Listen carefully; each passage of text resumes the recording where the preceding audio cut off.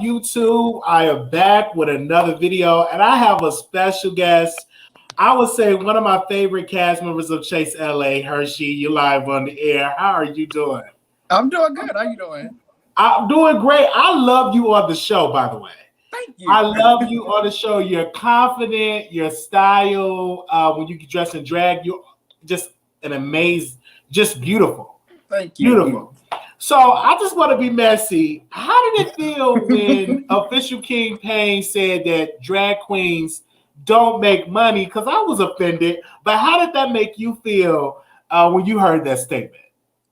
I wasn't necessarily offended. It was just like, how like my reaction on the show was like, girl, okay. I like, all right.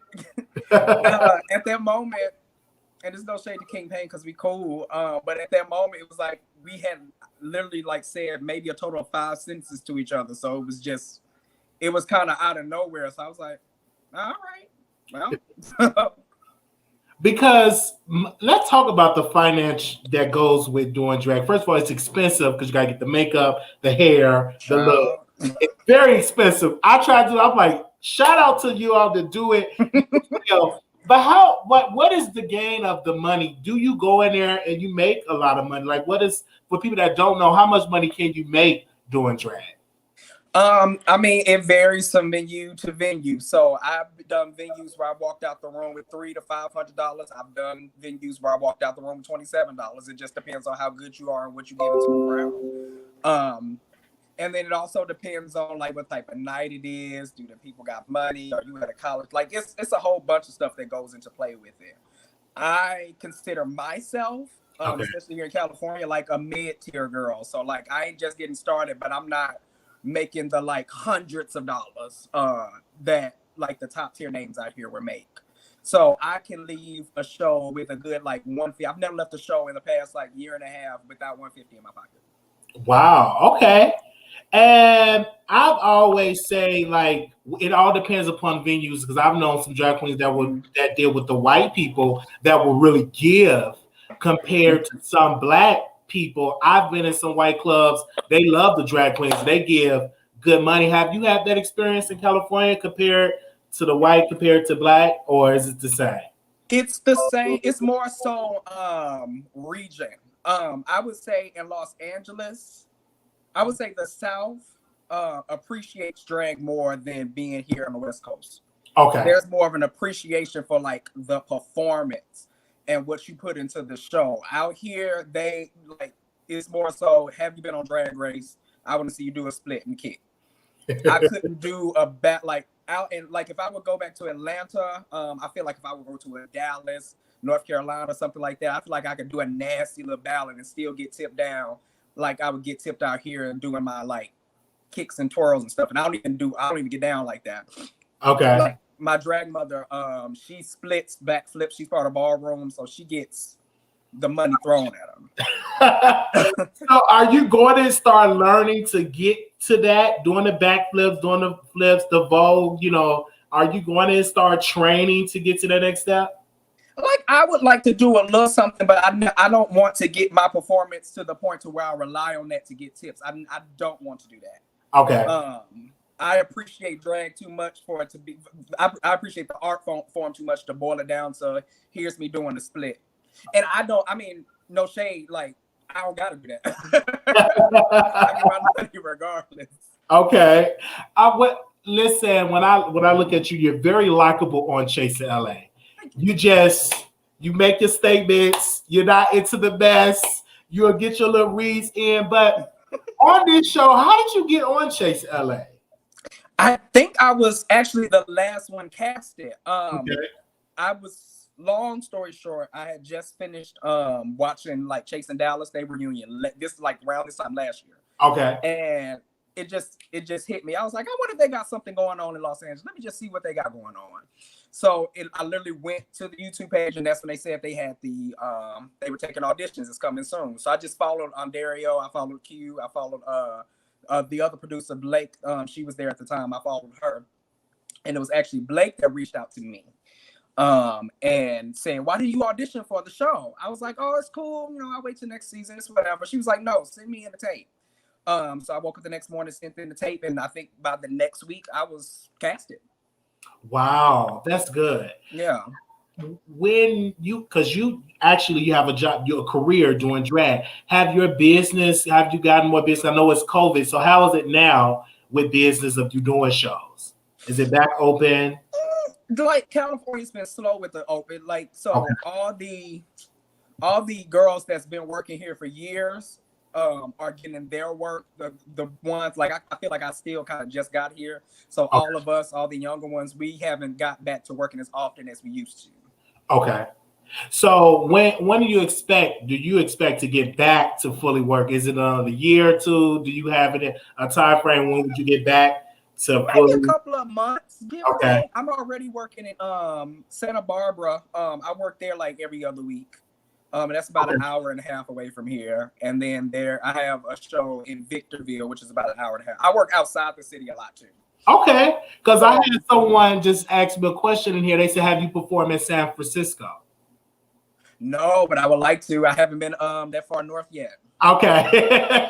I just hope you get, and you will get it, because you're likable and you're about your business. I've noticed that about you. But I want to get into the show. It was a statement that was said that you both dark, you both ugly. How did that make you feel as a dark-skinned person? Were you offended by that statement? No, only because I was there and I felt like I understood where it came from. Yeah. I think the way it was worded all together, it made Quan look like he was like attacking dark people, when in the midst of the argument, this is me trying to remember, like, mind you, this is like 3 or 4 months ago. Okay. November, so 5, 6. In the midst of the argument, Andre and King were throwing a whole bunch of stuff back and forth with each other. If I remember correctly, you black ass this, you dark ass that. They were giving each other that type of energy. Oh wow. Okay. So, I think Quan's comment came from what they were saying to each other. So I think it was more so, you're both dark, as in, because they were calling each other dark, and it was like, no, you're both dark. Ugly, yeah, I don't know about that. Now that's when it went left, but I don't think he was attacking them for their skin tone. No, and I didn't take it as that. It's like you reading it. It wasn't in a colorist point, but when you on national, I would say international platforms, you get criticism. That's when you get criticism. It just is what it is. Yeah. Oh my God, he's a colorist, and all of that. When you're doing this show, I saw you perform in the park, and I said, gosh, look at that. And you did, and King Payne came out and said, I take that back. They do get ready. So that was good. It was. I appreciated that. How do you do that to prepare for that performance in the park? Because usually you inside a club. To me, like it's part of what my drag mother taught me. It's part of what I learned from Queens back in Atlanta. Just like, you need to be ready to perform any and everywhere. So like, every audience deserves a show. It could be 2 people in the audience. It could be 37, 500. Give them the same show you would give to the next person. So the music came on. I went buck wild. That's how I get down. Where are you from? Are you from LA? I'm from St. Louis, Missouri. Wow, you're from St. Louis. Yeah. How was that growing up? How was your upbringing in St. Louis? Oh, I was Baptist, so it wasn't no drag in the house. There was no drag. Okay, yeah. I always tell people, I'm ashamed to say it, but like, not ashamed, but like, it's crazy. My introduction to drag was Tyler Perry.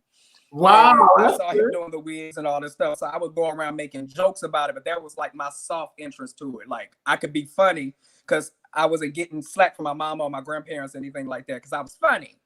Right. So growing up Baptist, how do your family deal with you doing it? Are they open to it? Is it like no relationship? How's they with it with your family? No, my parents come to my shows now when they come out here. Oh, that's good. Mm-hmm. That's good. That's good. Now it took us a minute to get here, but we get there. So you seeing the Tyler Perry spin, you're seeing it now, you're into doing drag. Mm-hmm. How is it with your relationships? Getting into a relationship? Are you in a relationship? And if so, I am. I've been in one for like 3 years now. Yeah. Now, will we see him on Chase to LA? No, he was supposed to be in one scene, but he came late. He like showed up late.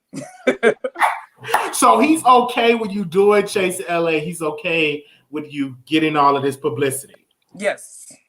Okay, because you know some boyfriends be like, "Oh, this is too much. You think you all that? You don't have a jealous boyfriend." Is what I'm trying to say. No, if he would have pulled that, no, I don't do that. I feel like you sing. Do you sing? Do you know how to sing? I used to. I was in all the gospel choirs back in the day. Yes. I just could tell that you have a voice on you.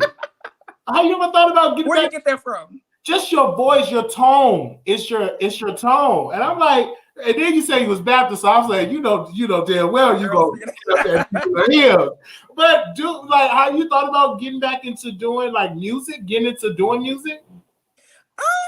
I used to do the parody stuff back on the day. Okay. That's still on my YouTube channel. I used to do the parody stuff back in the day, but no, I don't feel like I'm a lead singer like that. Like I don't mind being in a gospel. I miss gospel choir. I don't mind being in a choir, but I don't feel like I'm a front man as far as singing is concerned. That's not okay. So how is it on this show that you don't like? It's a trans girl. Is it how many trans people on here? Is it 2 trans girls on here? Mm-hmm. And they both not getting along? How do you take that? You feel like that's just that they should be together, that they should be sisters? Going off the first night, I really felt like it was just somebody.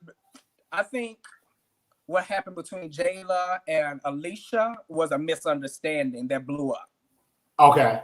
I think Alicia thought she heard Jayla say something, and it just kind of went everywhere else. On top of that, by the time y'all said like they cut so much, it was like 3 hours of them on just arguing, and they cut so much out. And that probably would answer like I know everybody's watching the show, and they're a little bit confused as to where all the arguments are coming from. But it was 3 hours of just everybody picking at each other on top of drinks, on top of we just sitting there not really trying to figure everybody out, and it just blew up.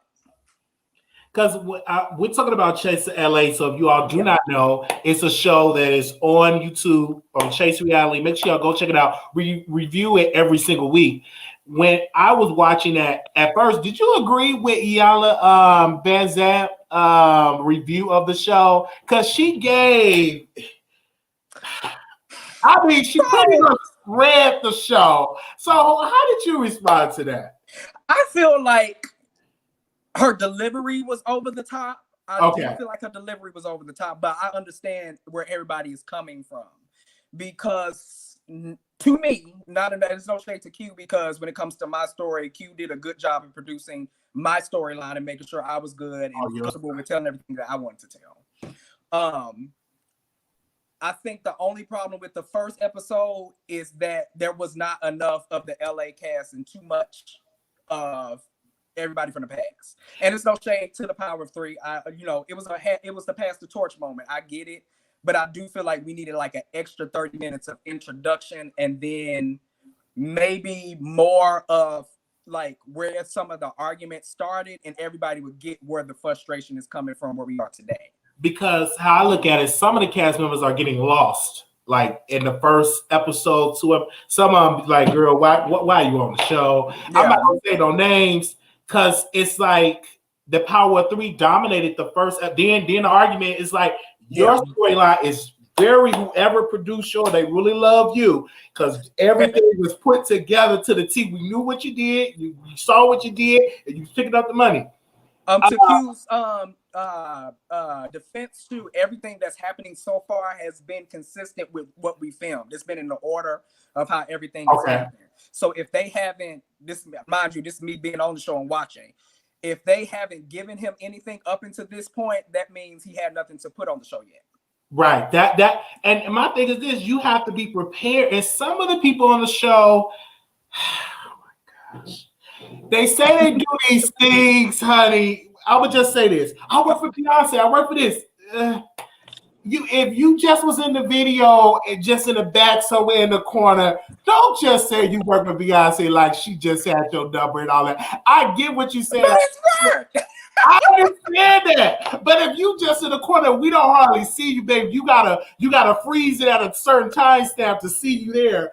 But that's in the past. You're doing something that's relevant today, is what I'm trying to say. A lot of people talk about relevant. I want to know, what are you currently doing now? Because Beyonce ain't doing no music now. So what are you currently doing now? And you're one of my favorite because you're chasing your dream.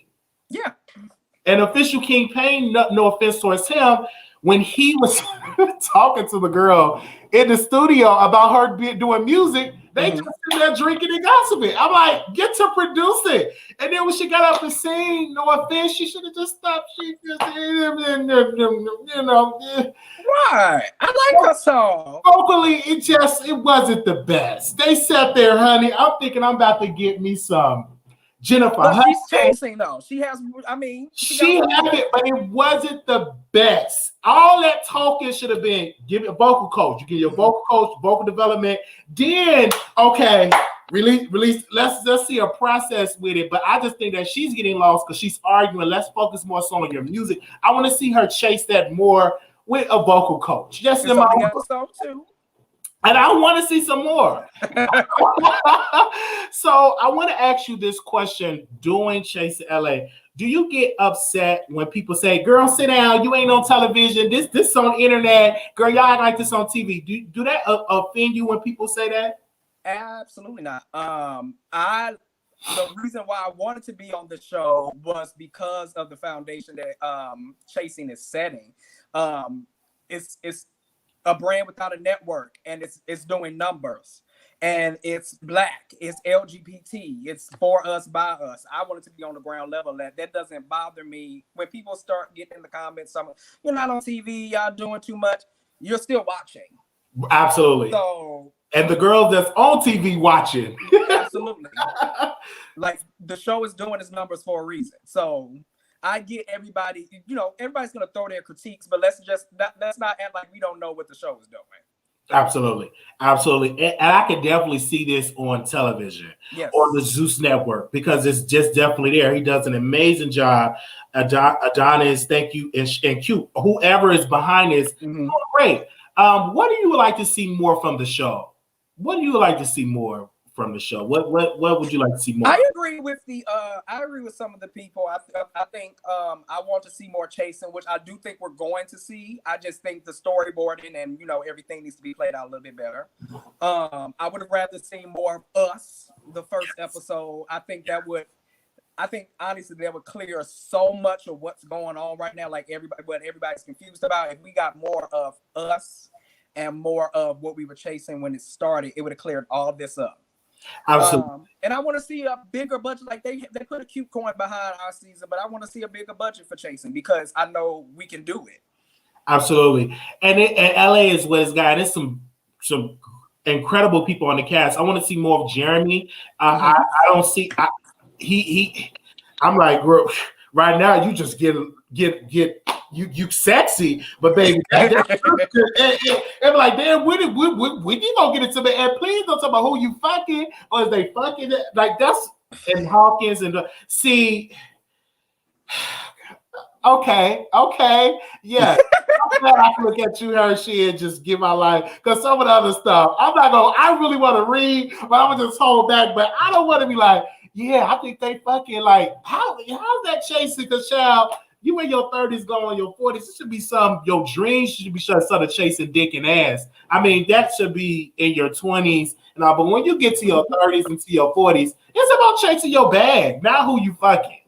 In my humble opinion. Well, I mean, it's just like because this is like the chase. Don't get me wrong, you are one of you're just a fan favorite of the show. I look at the comments; they really love you. My people really love you, and I was like, something special right then and there.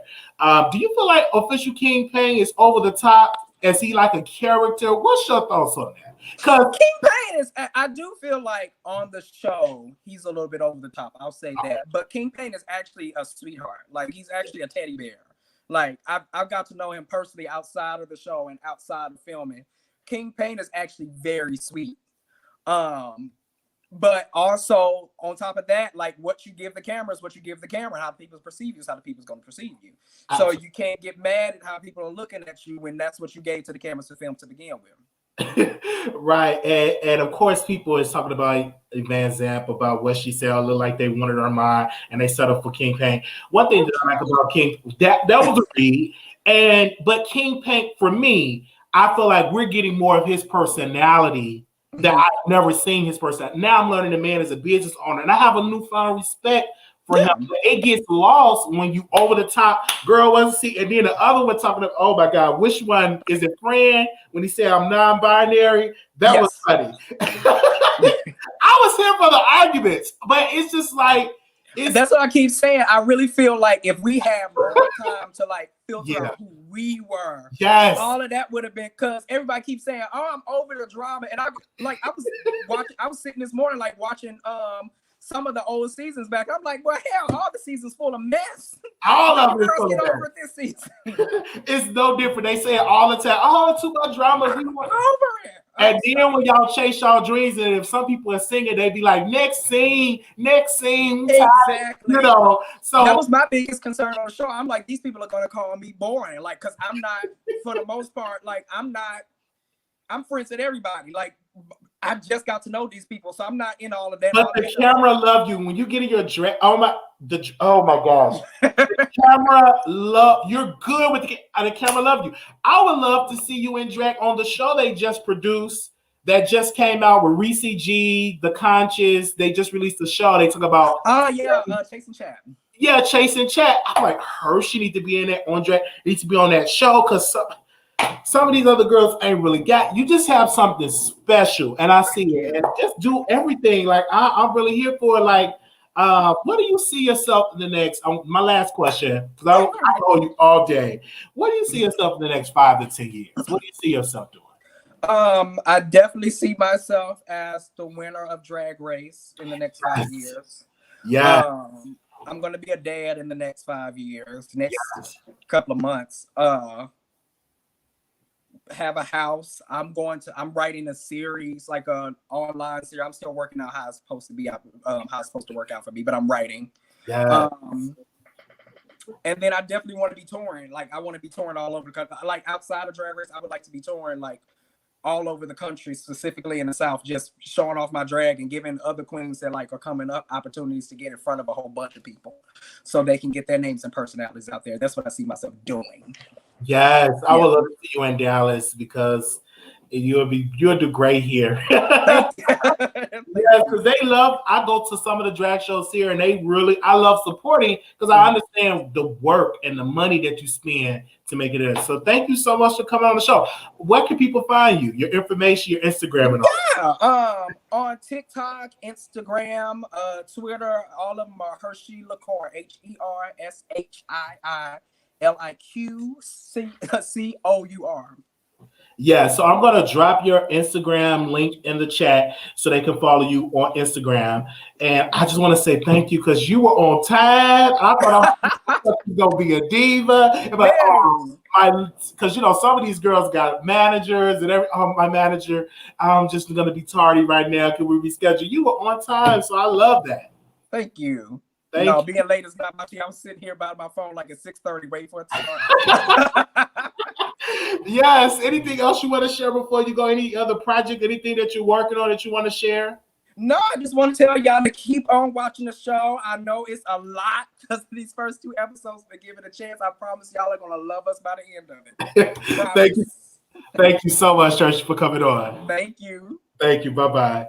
Okay, you guys, that was incredible. I told you I was going to interview Hershii because he's one of my favorite of the show. Very professional. And we're really glad that he came on the show. Also, too, we will be having Official King Pain on the show as well. We'll be interviewing him. He'll be coming on. That is history books. So y'all be prepared for that. I was shocked when I got the response that he wanted to come on, and I was like, let's do it.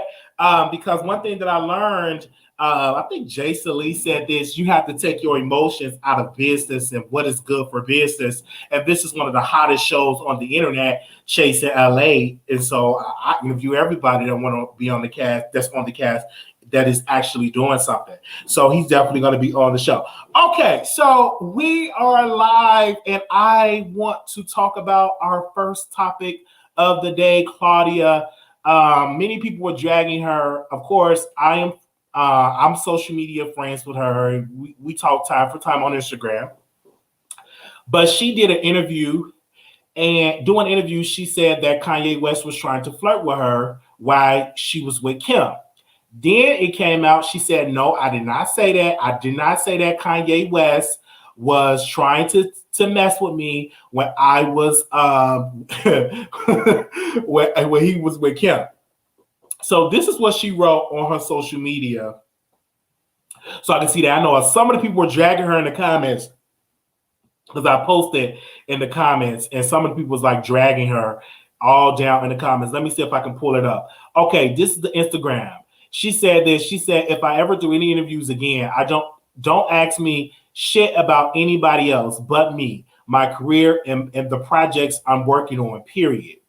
Then she said, to Kim, Kanye, and your families, I'm so sorry this ever happened.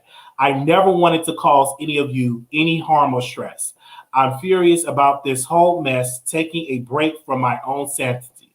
Then she said this, and to the ones that knew that shit was fake news and you continue to run that nonsense, shame on you. To the media outlets I contacted and told this shit was not true, and y'all did the responsible thing and killed the story. Much respect and thank you. Then she said, for the last time, Kanye never tried to get with me, hit on me, or flirt with me while married to Kim. Fake news. Okay? Let me say this. Every time that I'm dealing with Claudia, you always get some people that talking about they date her or they talk to her.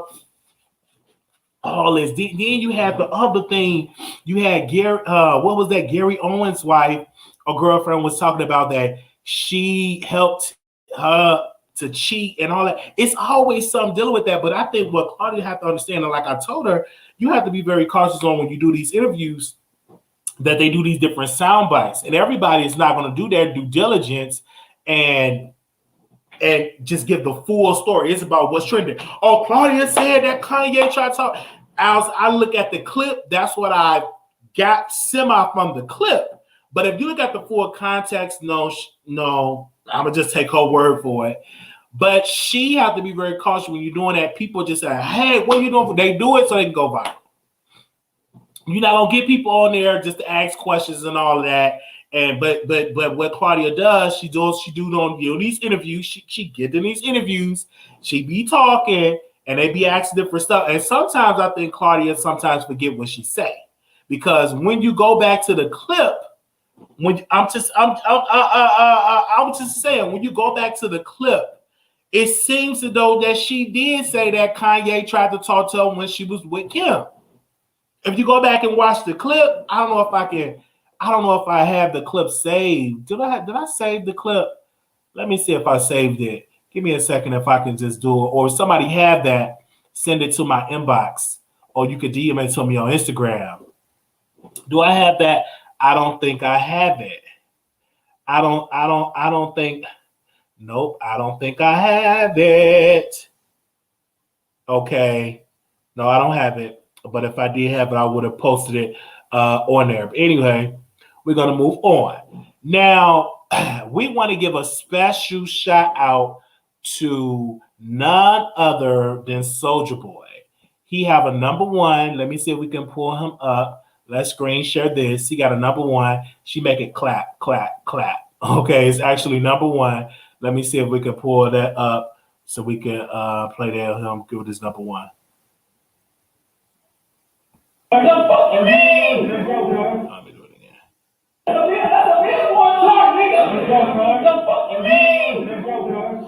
Number one, nigga, independent slime. I just signed my deal, nigga. I did this shit by myself, nigga. On pain, nigga. I had no deal, nigga. Big CEO, nigga. On Merc, nigga.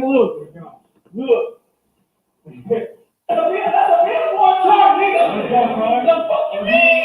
He got a #1 on the Billboard. Shout out to Soulja Boy, and I think it's a dope song. It's She Make It Clap, Clap, Clap. She Make It Clap, Clap, Clap. Okay, She make it clap, clap, clap. She make it clap. Okay, I actually like the song. She make it clap, clap, clap. Okay, so. I actually like the song, and like people's actually clapping to the song and actually doing to the song and everything like that. So make sure y'all go and check it out. It's on it's everywhere. She make it clap, clap, clap. You know what I'm saying? So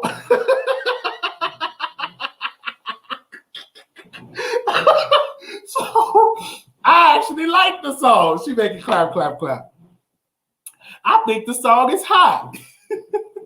So people talking about it, said that it wasn't hot, and he needs to sit down. That he do need to eat, because y'all, he have lost a lot. He definitely need to eat. And this is what else he had to say to his haters. He was responding to his haters. Let me go to this one. Okay. He was responding to his haters. Because I had a problem with the first release of my console, so I'm an idiot? Are you serious? Come on, man. Big Draco, man. Stop playing with me. I'm worth $30 million, but I'm an idiot. I released the #1 hit single at the age of 16 and made over $1 million, but I'm an idiot. I made $7 million in 1 year at the age of 18 and went on the Forbes list, but I'm an idiot. I've been relevant for the last 15 years, and every artist that came out when I came out fell off, but I'm an idiot. I've closed multiple multi-million-dollar deals throughout my career, but I'm an idiot. I've been nominated for a Grammy, but I'm an idiot. My first album went platinum, but I'm an idiot. I was on YouTube before you to even make that video to call me an idiot, but I'm an idiot. Because I had a problem with the first release of my console, so I'm okay. So that's what he had to say. Soulja Boy, y'all had a Soulja Boy in a whoa, baby, see that Soulja Boy. Okay, listen, I like Soulja Boy. I've been listening to this man music a long time. He got some catchy songs. I don't know if he's a woman beater. I heard allegedly that he beats women, and I'm totally against that. But he always going to respond to this, and of course, you always get haters. And ever since he came out and said what he said, now everybody want to sit there and hate on him. Like, let's not sit on here and hate on him at all. He's doing actually great things. Let's do it. He got the game console. He got music. He made it hot to be on YouTube, and now he's taking over this TikTok wave. So I just think that it's just extremely dope for him, and I think that is dope, and we would love to see more of him. And so I didn't see an issue with that at all. So when people were talking about him and drag him, I'm like, dude, do y'all not know that Soulja Boy have been relevant for over 15 years? The people that started with him, the rappers that started with him then, they're no longer with him. They're no longer here they're no longer relevant. And we still have Soulja Boy to this day. To still talk about Soulja Boy in 2021, he's actually doing something great. Let's just be crystal clear about that. Okay? All right. So I guess Monique is not canceled. I guess she is still out here working. Let's go to Monique. I guess she's still out here working. Let's see.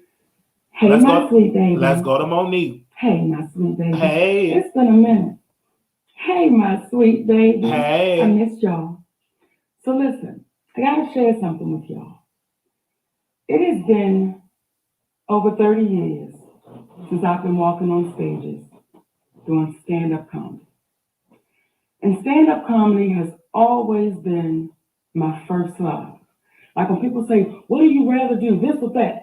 Stand-up comedy has always been my first love. You know how guys say basketball was my first love or baseball? Stand-up comedy has always been my first love. And since we've been in this pandemic, I call it a pandemic. I have not been on the stage. I've not been on a stage. So I want to share it with y'all. I'm excited because guess what? I'm getting ready to get on the stage, my babies. I'm getting ready to get on the stage. And I'm getting on a stage that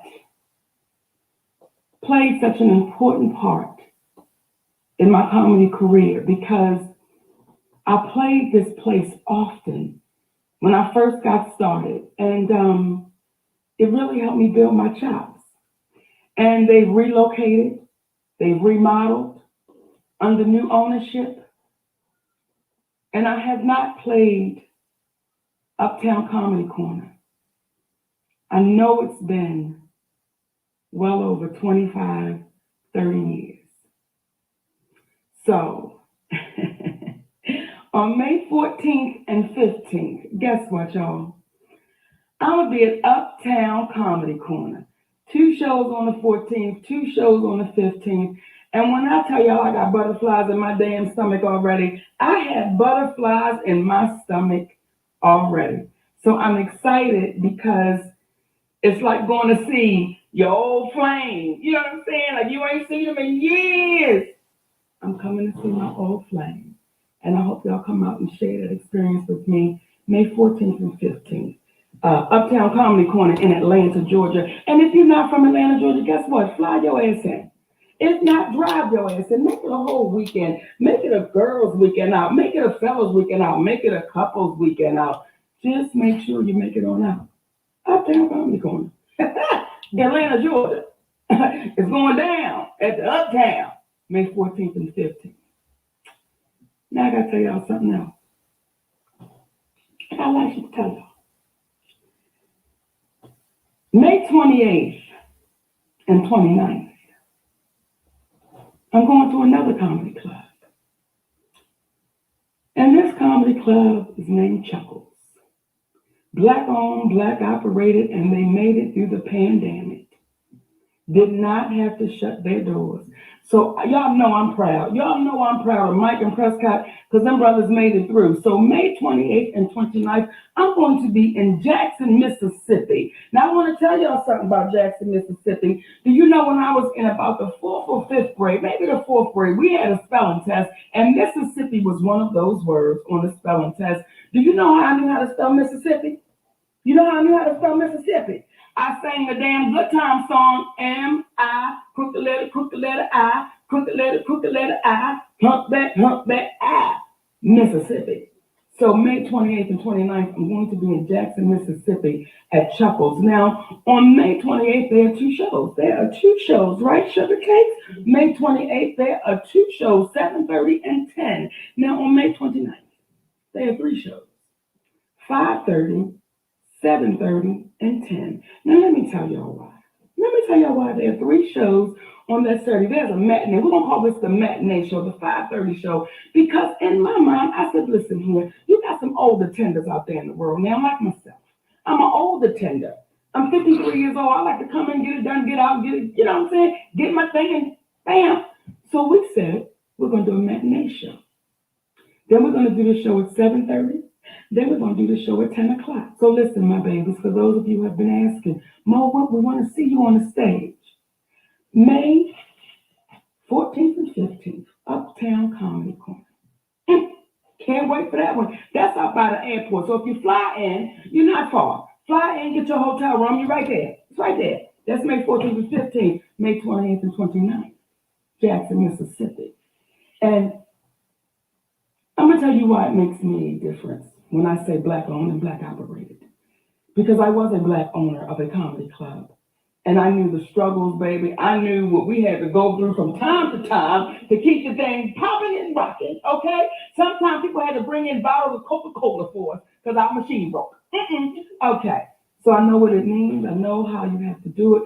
So I'm asking y'all, make sure y'all support. Even if you can't come out when I'm there, still make sure you get out and support. But if you can come out when I'm there, oh, baby, get ready for your dark liquor drinks. Get ready for down in the basement. Get ready for gut buckets. Get ready for so goddamn politically incorrect. Get ready for a good time. Get ready to be loved on and we're going to laugh together. So I hope I see y'all, baby. Atlanta, Georgia, May 14th and 15th at Uptown Comedy Corner. May 28th and 29th, Jackson, Mississippi, Chuckles. Y'all know we've had a lot to cry about lately. Come on out and let's laugh. Because I know I got some shit. Oh, I got some shit. Oh, baby, I got some. And I'm going to tell y'all something else too. I mean, I know I've been talking for 7 minutes. Don't take my shit. When you come to the show, whoever didn't come, they don't get a chance to see it. Don't get the tape in my shit. Now, somebody take my shit last time, and y'all just said, okay, but I got some shit to say. I might say, take this shit. Yes. So I'm thinking about going to Atlanta. I'm back working. I'm thinking about getting me a flight, give me a little hotel room, and go to that show. It's when she go to Atlanta. I don't want to go to no Mississippi, child. Ever since I watched Mississippi Burning, I do not want to go to no Mississippi at all. And I was watching Mississippi Burning ever since about Mississippi Burning. I said, I'm not going to no Mississippi. So, and I'm definitely not driving to no Mississippi. I know it's 2021, and I know that's very ignorant of me to even say some stuff like that. But I'm thinking about going to Atlanta to go see her at the comedy club in Atlanta. Because I would love to. Is it Uptown? What is it? They're looking up for me. So if I'm there, I would let you all know I'm there, and y'all can come and see. Y'all come and see. Oh, I'm not performing, but if y'all like, hey, Wiley, if you're not going to the comedy club, I probably would go and we go to a little restaurant and we can eat or something like that. But the reason why I like comedy clubs is because I love to laugh, and I've only been to one. The reason I only been to one, but I went to 2 shows at this one place, and I want to start going into more comedy clubs, and I just want to see, because I'm like, I don't know if I want to do this. I just love to go, and I want to get a good seat. I don't want to sit all the way in the back. I want to have a nice seat, and I think that would be nice. So. Okay, Uptown Comedy Corner. So I might go there. If you go. I'm not going live. Y'all ain't about to get me. You is not gonna see me going live at Uptown Comedy Corner. I'm paying my money. If you want to see her at Uptown Comedy Corner, pay your damn money. But I look like they're recording. Did I get my black ass falling out? No, I'm gonna go. I'm just gonna go. You know what I'm saying? I'm not about to get thrown out at Uptown Comedy Corner because you didn't want to pay your money, and you said, Wiley, just record. No, I'm not getting up there recording shit. I'm going there enjoying Uptown Comedy Corner. That is definitely what I'm going to do. Okay, I'm not gonna go there and record that and get thrown out. And then y'all make videos. Wiley got thrown out of the show. I hope he don't mess it up like he did that library. All that kind of shit. Okay. Wiley, one day, you go to the next day. I am working. Who said I wasn't working? Y'all just act like people don't have no work. Why you think I ain't been on YouTube? I've been working. These folks, they be so quick to judge. See all this? See all this? So who said Wiley wasn't working? What I said was, okay, let me correct it. I have an off day and I can do it on my off day. Okay. I am working, you guys. That's how I was not been on YouTube. I've been working. That's how I ain't been on YouTube. I get tired of being working if I get me a YouTube channel. I get really tired. Let me break this down before we get to our next topic. I get real tired. Yes, I do. I get real tired shit. Getting up on here doing videos, got to come with a title and all that. I get really tired and frustrated that I don't want to have to do this every single day. That get very bored for me. Every single day. And you have to go live. You got to see what celebrities doing. Then you got to go live and talk about. Sometimes I get real tired of doing that. I really do. Honestly. You got to watch it. Okay, let me talk about this today. Half the shit that I don't even know how to pronounce because I'm not even into it. But I know in order for you to get that check, you got to talk about it. You know what I'm saying?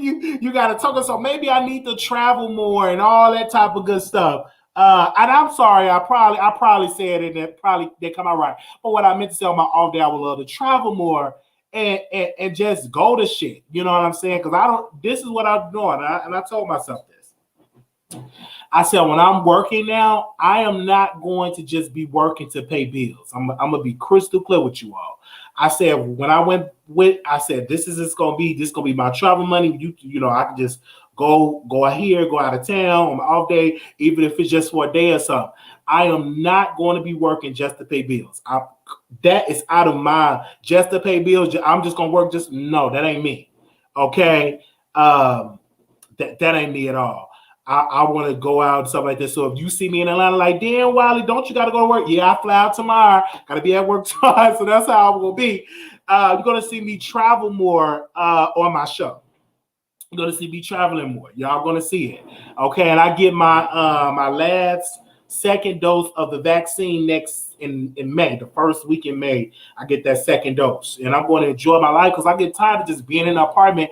And that's another thing, too, when you just single in your apartment all day, every day, and you just do content, it gets draining. You know what I mean? So I'm gonna be going out and stuff like that. So once they look that up, I may be in Atlanta.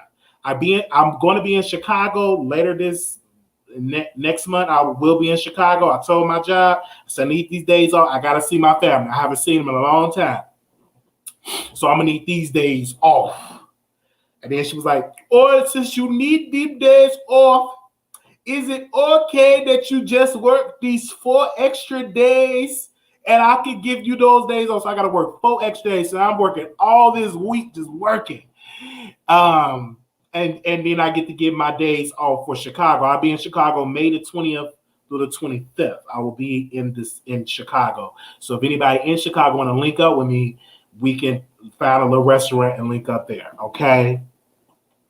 Yes, cool, Wiley. You need to enjoy life. Yes, it's time to go out and travel. Yes, love this transparency. I'm just giving it to y'all because sometimes I'll be like, God damn, I'm tired of just doing all that. And don't get me wrong with some of my content creators that do well. For me, I'm like, I want to take a little break shit. I don't want to be going live every motherfucking day. Okay? I don't want to be going live every single day, child. Now, when I'm traveling, then you'll see me going live. Then I can finally meet Dad because I think she's in Atlanta. I think we got some other people in Atlanta. Who's in Atlanta? Do we got any Atlanta people in the house? Because I definitely want to see Monique, and I'm definitely going to sneak in the interview. You already know. You know, I have to start traveling because my competitor, I got to start doing something different. You know what I'm saying? Go and travel, but like Monique, hey, my love, I'm gonna sneak in an interview. I'm like, Dave, let's go, let's sneak this interview. so I was sneaking a good interview. I'm gonna just say that right there. I will be sneaking in the interview. I'm gonna, hey, Monique, can you give my show a shout out to the Wiley Show? Sit your cock out of there, or something. I'll be doing some shit, okay? And I will be drinking. So, okay. So I gotta look at the flights and stuff like that. But they remind me because I forget. Just remind me. So I have to book my flight. And because I do want to go to the company, and then I gotta book the ticket, get our tickets. Oh gosh. And then I gotta make sure, okay, we'll talk offline. We'll talk offline. Wait for a hug and say so. I want that Monique hug. I'm telling y'all, if I could get Monique on my show, it's those people that I love. That's a good interview. Like when I got Hershii on, and Hershii said, yes, I'll come on your show. I felt that love. But let's go on. We got to go to another topic, and we'll talk a little later. Oh, it is going down on the Breakfast Club, and I already know y'all about to drag me, but DJ Envy said something on there, and they are dragging him on Twitter. Give me a second if I can play that little clip. Give me a second. Do we have it? Oh, do we have the Breakfast Club clip? Okay, we don't have the Breakfast Club clip. So we will pause right then and there, and I'm going to talk about the father of the 7-year-old girl. And listen to this. let me see if we can play this of the 7-year-old girl. He did an interview. I wanted to start with the first question that has been traveling all throughout the internet. Were you aware that people were looking for you because of you allegedly went on Facebook and said the ops probably know where you live? Yeah. And shortly after you go to McDonald's with your daughter in the car. Honestly, that specific day, no. Do I think that I know it's people have heard me, but that day, no, because what you have to understand about me is I joke. I know they got me as a rap. I also do comedy skits. Like that day was just a joking matter. Like they say, the tongue is like a powerful thing. So I guess I actually spoke something into existence. But that specific day, I did nothing. I had triggered no one. I did nothing that day, And like as far as like the rumors going around, me urinating on the grave. The passing of your daughter has hit my heart. Let me go to the second one. Second part of this. I'm in the video, honest to God, right hand to God. Are you one of the people in the video? Not. I was on house arrest the whole time, man. So you're not in that video that's circulating? At all.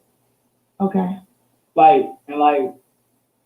So that day when I made that. So he said he wasn't in the video, but I'm gonna break something down. One of his friends in the video, and he was co-signing the video because I got a little bit more information. So the guy, that's the father of the 7-year-old girl, from my understanding, from my sources, and from my people, from word on the street, is that it was his friends, and he was co-signing some of that stuff on his social media. And of course, it's deleted now, but he was co-signing it. So of course, if they see you all co-signing stuff like that, they say, I'm gonna get you and your friends. So of course, they call him slipping, and he posted on his page, I know the ops downstairs, and now you trying to say you're joking. No, you wasn't joking. You were being real. You was throwing out shots. You were saying this stuff about that. And you got to be very cautious saying this stuff to rival gang members, going to rival gang members' cemetery plots and doing that. That's dangerous. I had a brother, he was saying stuff about rival gang members on his social media, and they pulled up to my grandmother's house, and the bullets started to fly. With my grandmother, they pulled up there, and the bullets started to fly. It was on the news and everything because my little brother was saying something about a rival gang that his gang were beefing with, and the bullets started to fly. And I said these words. I said, you can't be out here posting all that stuff on your social media and thinking it ain't gonna be no repercussions. And they was looking for my brother, but they got his friend. And if anybody else would have opened up that door, they would have got that. But praise God that my brother's in jail now, and hopefully that he becomes a Muslim or a Christian while he's locked up, and he changed his ways. But that's what happened in that case. And I want to be clear with you all. That 7-year-old girl did not have to die. It was because of her father failure as a father being in the gang. I feel like that little girl mother failed her as well, because you got to be stupid to allow your child to be in a car with a known gang member.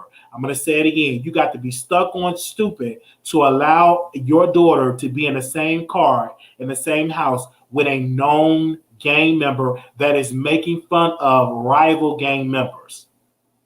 So when the bullets start to fly, what do you think is going to happen? It's going to come to your front door. So I blame them. The mother had failed that child, as well as the father had failed that child, as well as that family has failed that child, because no one intervened knowing that it's a gang. Because when my brother was doing all the weird posting, he was posting all that stuff, and I was seeing the rival gang members talking about they going to pop this one and pop that one.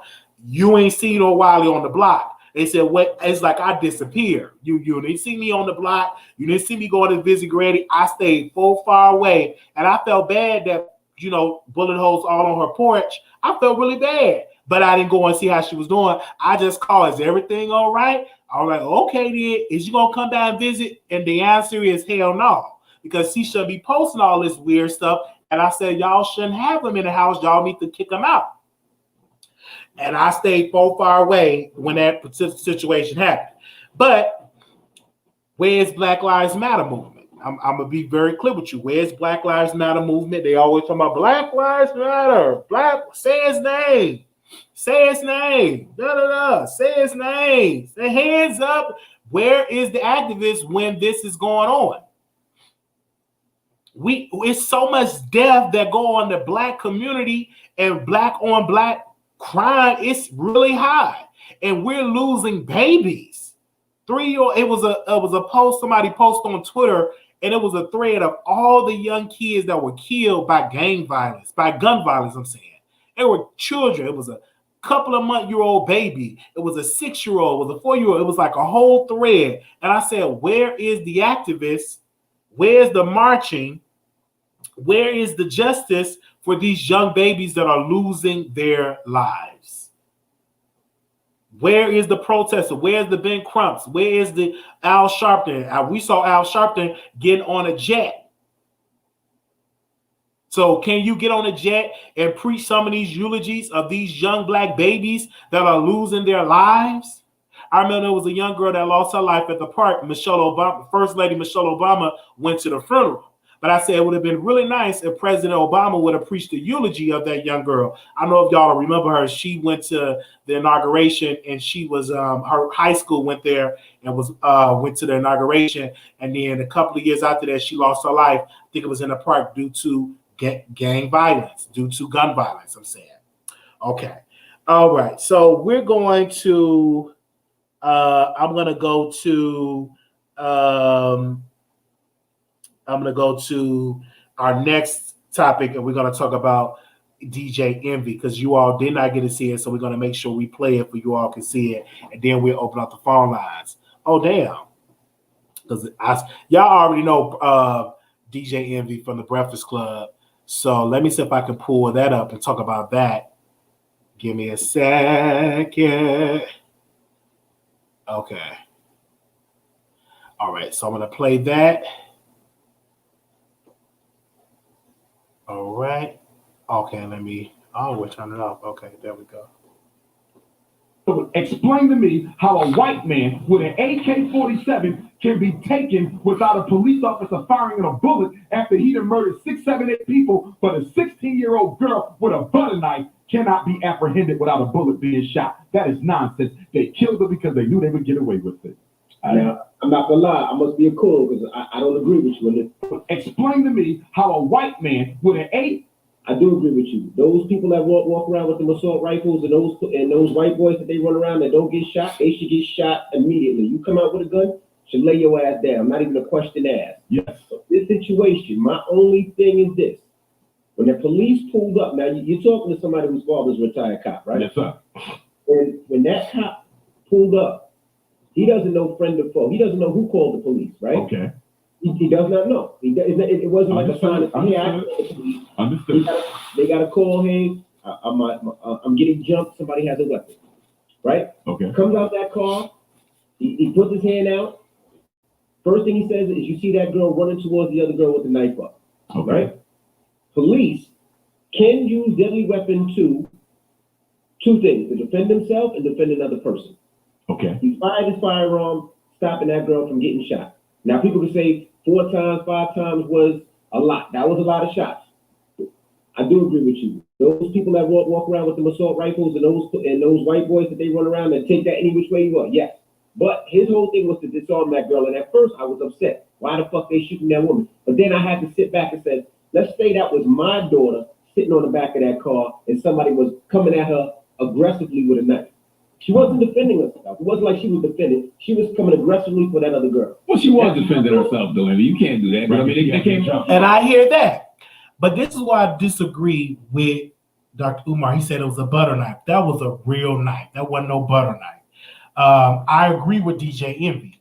Is that when the police came to the scene, the police don't know who contact the police. They just see whatever they see when they come on scene. They saw the young girl going to another girl with a knife, and the cop had to use force. Now, did he have to use five shots? In my humble opinion, I would say no. But you already know that's not going to end up right when you have a knife in your hand. And I said the same thing. I'm not a coon. I'm just giving my opinion about the situation. I'm a black man that was tased by the police. Okay. So let's be crystal clear. But the incident, I wasn't running towards no police officer or towards nobody with no knife. I was just butt ass naked, and he, tased me. I had a mental illness problem, and I was tased. But if I was coming up there running towards somebody with a big knife or something, if I were to get shot, I have nobody but to blame but myself for having a weapon. Okay? And I know what some people in here that's going to call in and say, well, Wiley, I disagree, and I disagree. I understand that, and you can disagree.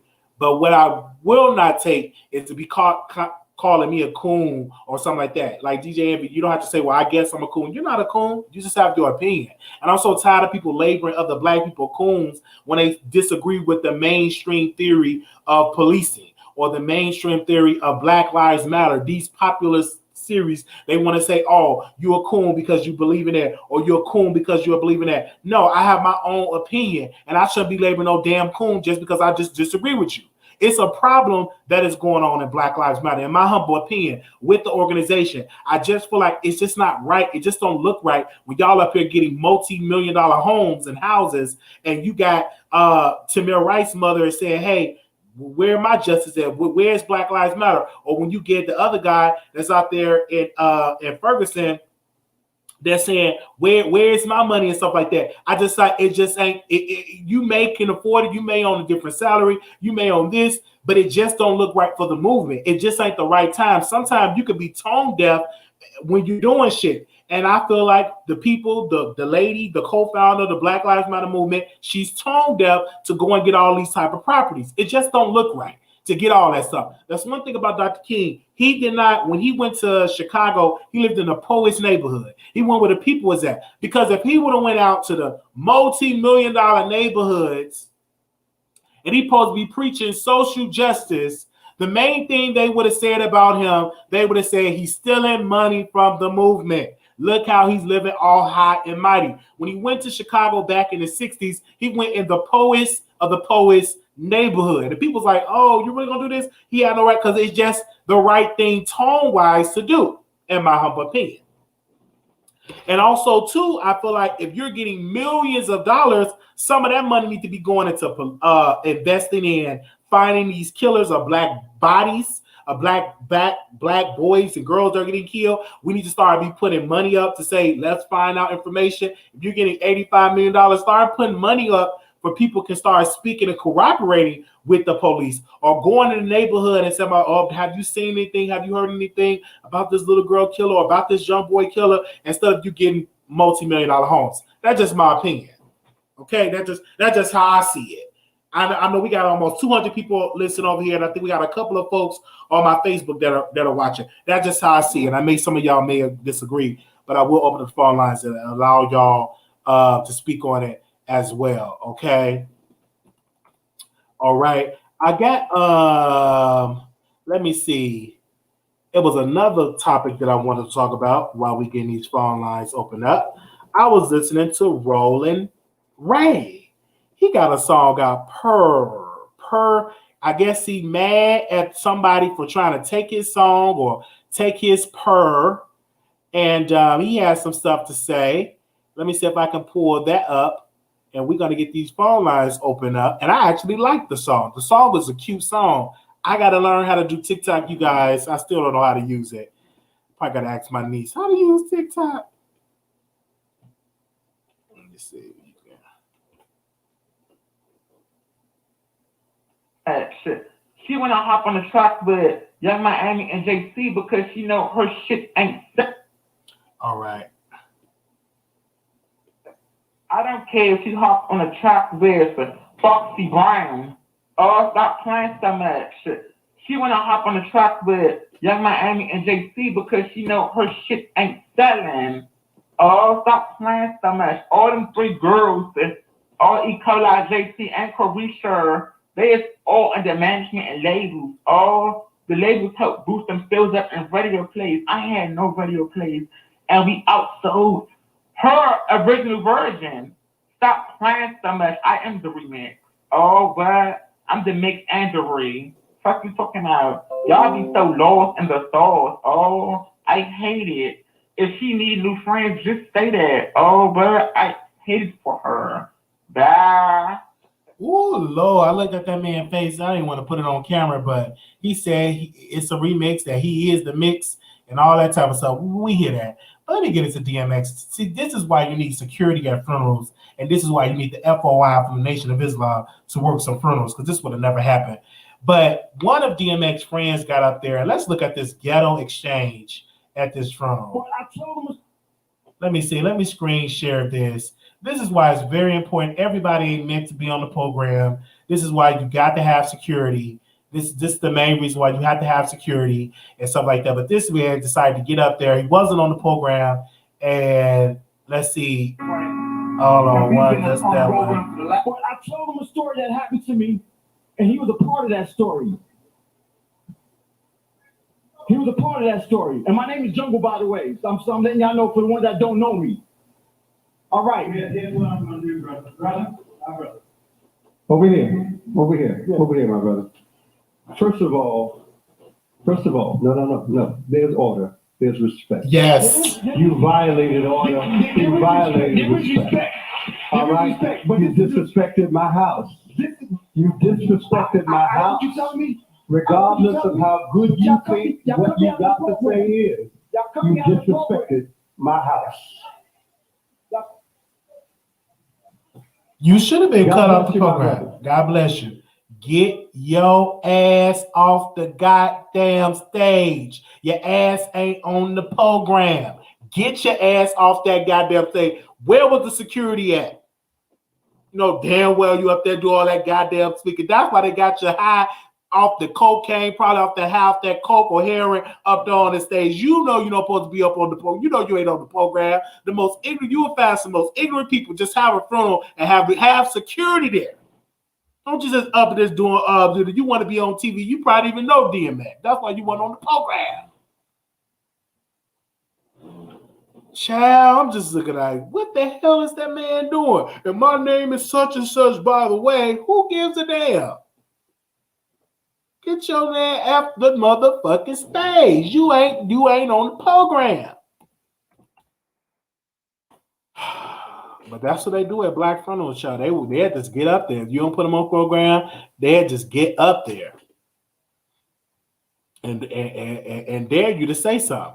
But you got to have them FOI brothers, or get you some good Baptist ushers. If that was a Baptist funeral with them good Baptist ushers, that wouldn't have went down like that. But we wanted to rest well. Another part of the funeral that I seen, and I was highly upset. And we love Faith. We love her. What's her name? Faith Evans. She was up there singing, you guys, and sounded a hot ass mess.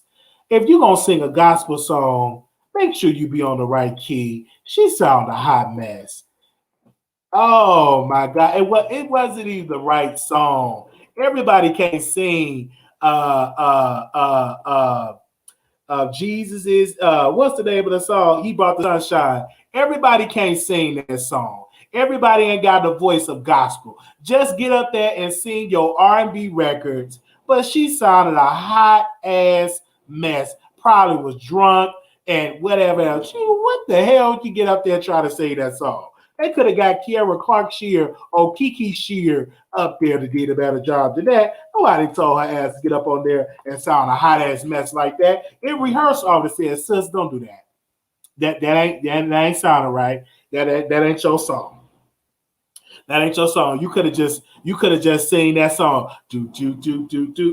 Everywhere I take, everywhere I've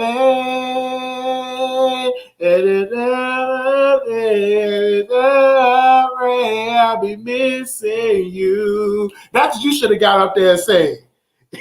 that could have been a song you should have got up and sang. That's your ministry. But don't be trying to be singing them Clark Sister records. Okay? You up there trying to say that's on a hot mess. Okay. But we love Faye. We love her. Y'all know I don't know how to say that ain't my ministry. People say, I know this was on a hot mess. Okay. We're going to open the phone lines. We're going to let y'all call in. Oh, Lord. Give me a second. And we want y'all to call in and speak on it. The Wendy Williams caller, if you're listening, I did receive your gift, and it put a beautiful smile on my face. It did. The Wendy Williams caller, you wrote me a beautiful card. What did I do with the card? I think I still have it in my car. I don't think I brought it up here yet, but beautiful card. Thank you, Wendy. The Wendy Williams card, beautiful message. It was beautiful. I received it. And from the heart, the way the delivery of that was so beautiful. And I personally would like to thank you today for that beautiful blessing that you blessed me with today. Thank you so very much to the Wendy Williams caller. Thank you so very much. All right, she's a legend, and she's a legend. She gets a pass, but if you at a frontal, put on your best. You know what I'm saying? You at a frontal, put on your best foot forward. All right, put on your best foot forward. Don't get up there and sound a hot ass mess like that. That's because and somebody in your team should be telling, this ain't right. I ain't feeling it. I ain't feeling it. In rehearsal, in artist development or something, you don't just get up there and just do stuff like that. In my humble opinion. All right, so we live. Okay, so we wait on the callers. All right, let's hold it up all day, callers. If anybody want to call in, our regular folks, if y'all in the bushes, y'all can call in to our icons, to our voices of New York. Who else that always calls in that we love? We got Uncle. We got the Wendy Williams caller. Okay, actually, while it's all about respect, it is, but it just wasn't the right song for Faith. I'm gonna be honest with you. Did I say that it wasn't the right song? At least give us your Sunday's best. Yeah, it just in rehearsal, it just wasn't her right song for her voice. It wasn't. While she could have put her best foot forward, she was just completely high, in my opinion. She didn't bother to put shoes on.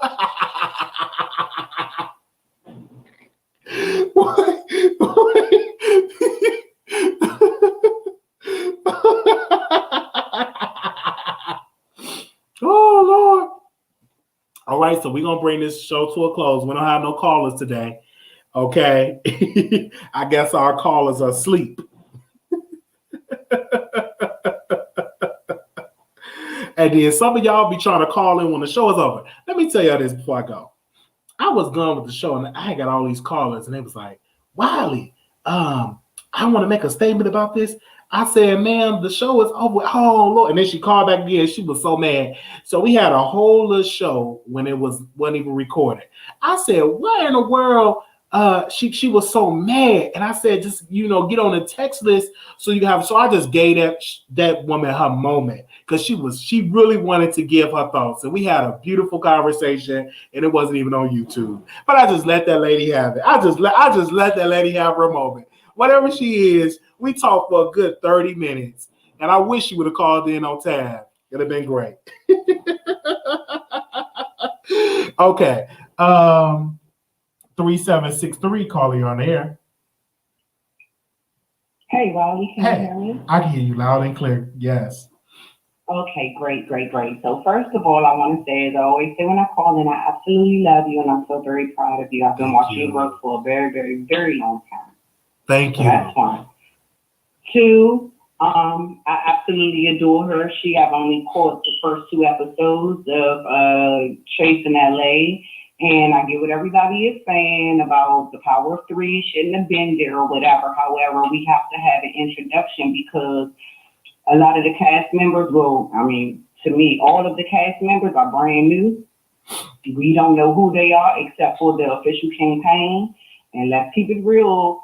For me personally, I only know him through a particular blogger. Well, you only throw him Armand. Yeah, right. And I've known him. I know Jeremy, and it was somebody. Them the only ones that I know, and of course Q. I'm not trying to be funny. I understand what you're saying. I do get it. I'm sorry, say that again. No, I understand what you're saying. You're not gonna know all those people because those people are not relevant on YouTube. So I only know the official campaign through that other blogger or blogger. As a Black woman, as a woman that has various different hues of children, all these Black jokes about Black women, I watch to support my kings, no matter what your sexual orientation is. I just have a disdain for people that always speak ill about us as women. Right. Anyway, moving right along. Moving right along. I will even, and again, it's just simply for support. I am a woman. I'm my brother's keeper. This is righteous ones too, by the way. I'm my brother's keeper, always. And when I don't like you, I don't like you. However, you know, my mom raised me right, wrong, or indifferent. You still support your brother, no matter what the sexual orientation is. His issues got everything to do with him and that man up above is the father. Anyway, moving right along, like I said, I love Hershii. Now, unfortunately, I had to leave your live and come back. Stop going in on faith, my guy. In fact, that performance was a high. I love. And I get what you say, because I was like, why would you come on here? You don't know the words to the song, ma'am. You should have sang the song that you did with our dear brother X. That's what you should have Absolutely. did. You should have sang the song that you did with X. You have so many other different hits and so many things. So yeah, she did. Can I say, you know, she peed me off. Yes, she did. Yes, she did. She did. She peed me off with that. She definitely peed me off. However, aside from the brother, I just think that brother that stormed the stage, I think that he just wanted to be heard.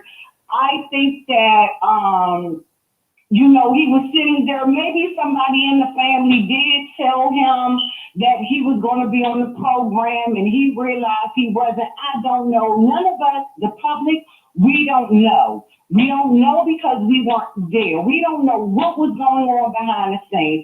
I just was sitting in my bed after all my tears unfilled and was like, oh my goodness, I can't believe this happened. But let us not fake like this ain't some crap that goes on in a regular funeral in the Black community. Facts. Where it's a family member or a cousin or a friend or somebody that just felt like they wasn't sane or what they contributed to a particular person's life wasn't acknowledged. You understand what I'm saying? Like, I'm not sure how your audience feels.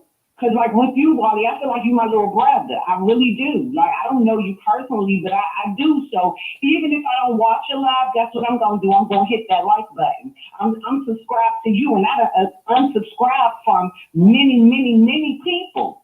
But I'm still subscribed to you. Yes, well, we thank you. I am. You got a whole lot of folks that come up on YouTube, and the main thing they talk about is they have these topics that's up there, but the entire live is about them acknowledging all the super chats. I come to the likes of you and other bloggers. Well, let me just tell you this, because listen, I might be that one when they send the super chat, and I gotta acknowledge all of it. We're not there yet, and so there will be a criticism. People are like, oh, you giving love to the super chat, but they give, so you gotta give love to your givers. I'm not, and it's nothing wrong. Hold on, there is nothing wrong with acknowledging your super chat. Because that's great. Because that's you know you have your supporters, but when your entire live is acknowledging your super chat, and the topics are only 15 minutes or 20 minutes in queue, but you're online for 2 and 3 hours. I don't know. You're supposed to be delivering the message, the information, or whatever. So I always say this, like church. I say I wish they would, if some of these lives that does that, can you acknowledge that at the end when you're done with your topics? Because sometimes you get distracted. Not during your the broadcast, right? Because ultimately, people are checking in for the commentary, but that's not. That's a whole nother. I know what you're talking about, but you're right. What you're saying. I'm just saying overall for the DMX for both days. For Saturday and Sunday, I literally grew up. That flipping song is very near and dear to my heart. My mom was a crackhead. I have no problems with telling people about my life living under a crackhead, and for DMX to be a crackhead, and yes, I'm not saying it disrespectfully. He told you he was a crackhead. So for me to be able to watch this man through all his struggles and all of his life and literally be a child of the Most High, love no matter what, in his struggle, that did something for me as a daughter of a crackhead. All the things that I went through, you know, he was asking the world for forgiveness. He asked the Father for forgiveness. So also, I mean, overall, I really feel like his family and his near and dear friends sent him off correctly. I just think that brother was hurting and he wanted to be heard too. In my opinion, I feel like he felt like, look, I was here too, and y'all don't want to acknowledge that I was really, really there, because you have those people. I remember when we laid my mom to rest, you know, there were a lot of people that was, and mind you, these was the crackhead friends. You feel what I'm saying? Like, they wanted to be heard. They had a voice because my mom had touched them in such a manner that it caused them to get clean. Even though she was in her field, you know what I'm saying? So like, we can take this back to the word that the Father is going to pull whomever out of whatever and let you be a light to whomever. And I really feel like DMX did that for all of us, whether it was X or it was Earl Simmons. Wiley, again, I'm very, very proud of you. Y'all gonna stop going on Face, all in the comments and stuff, going in on Face. And you have a great night. And I'm still very, very, very proud of you. You keep doing what you're doing. I'm going to continuously support. And you have a great night. Well, thank you so very much. The chat, you guys have a great, great night, Wiley. I love you. Love you. Thank you. Oh, no problem. Bye-bye. Ooh, wait. Bye-bye. Okay, we're going to listen to the next caller. 9582, caller, you on the air. Hi, I'm here to talk about the Faye Evans singing part. Yes. I was like, oh my gosh, she sounded so bad. And then she gave the mic to her kids. I was like, they off key. It looked like she was drunk. And I was like, of course. I mean, she's with Stevie. So what do you think? You know, Stevie Jordan. And then I'm here to talk about the Claudia situation with Kanye. I was like, maybe he did try to talk to her, but she don't want to say anything because, you know, they're getting divorced. Remember that in the divorce thing, that she said if he cheated, he would have to pay her. So if she knew that he cheated, maybe she would have money from him. That's what I think. Maybe somebody call her and say, you better not say that, you better not say that, you know what's going on.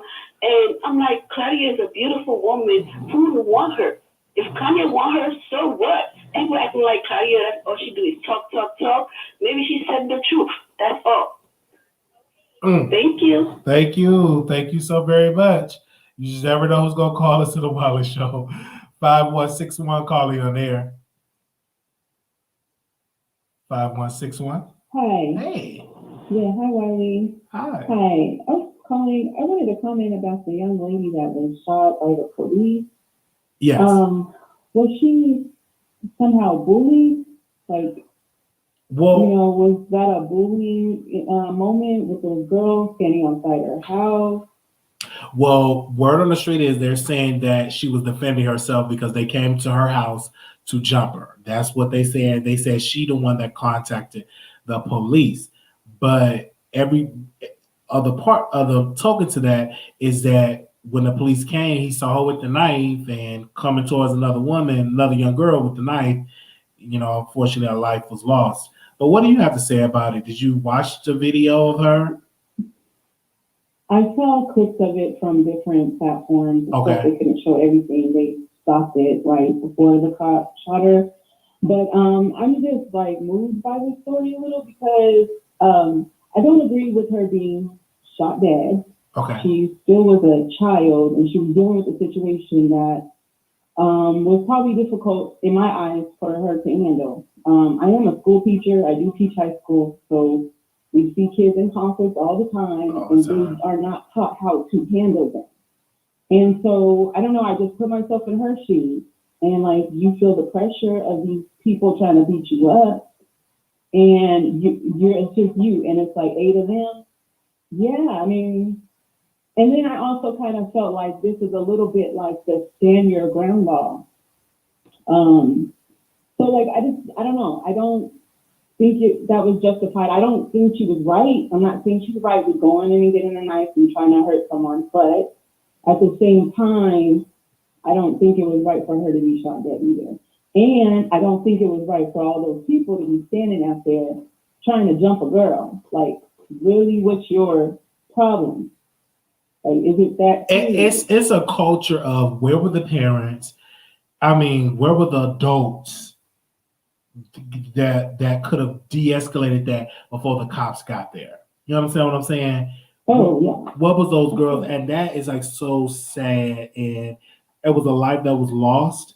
And unfortunately, I don't think the cops will have any charge. I don't think that particular cop will have any charges brought against him because, again, it was a knife involved. She was going towards another young girl. So I don't see a grand jury finding him like guilty or convict him in a grand jury and it goes to trial. I don't see that happening. Right. I'm not blaming the cop at all at this point. I saw everything differently. Like this, the people standing out there trying to bully this girl, which is a big issue in this country as well. Bullying is a big issue. Absolutely. And she's trying to defend herself. And if that was the only way she knew how to defend herself at that moment, I just think, man, like, I don't know, because what's his name? DJ Envy, I didn't like his opinion about it, thinking that, oh, if it was my daughter. But why is your daughter out there trying to bully another girl? Absolutely. That's what I'm saying. Woo, you right about that. So, like, everybody should, maybe this is just a lesson for everybody that has kids and how we're teaching our kids. I have 2 daughters, and I don't teach them to bully other people, and I wouldn't want them in that position of being bullied. And if they are, I just teach them, how to talk to people. Like, you got to kill people with kindness. You can go to the teacher. You can come to mommy. Mommy can go to the principal, etc. Like, we'll find other ways. You shouldn't be locked, pushed back in a corner so much where that's all you have is to get a knife. Yes, you're right about that. So, thank you. Thank you so very much for calling in. Shout out to you. You're a teacher, and so I know you have a lot of work to do, a lot of work being a teacher in these days. Thank you so much for calling in. All right, bye. Thank you. All right, 2427, caller, you're on air. Hey, Wiley. Hey. Okay. It's 2 parts with this situation. Okay. Tell us. We're looking at it from an outside looking in perspective. Okay. The foster mother said that the girl, her 2 ex-foster daughters, which were adult women at the time, were at her house with her foster kids, which is not allowed in foster care system while she was at work. So this was a 3-day situation. And then they say that it was an issue about cleaning up. The foster mother said Micaiah was clean. Micaiah was a TikTok, like she was a TikToker.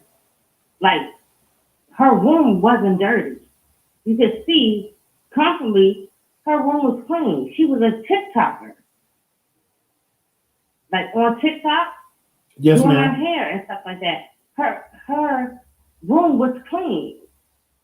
So, mind you, that's the first thing that doesn't make any sense.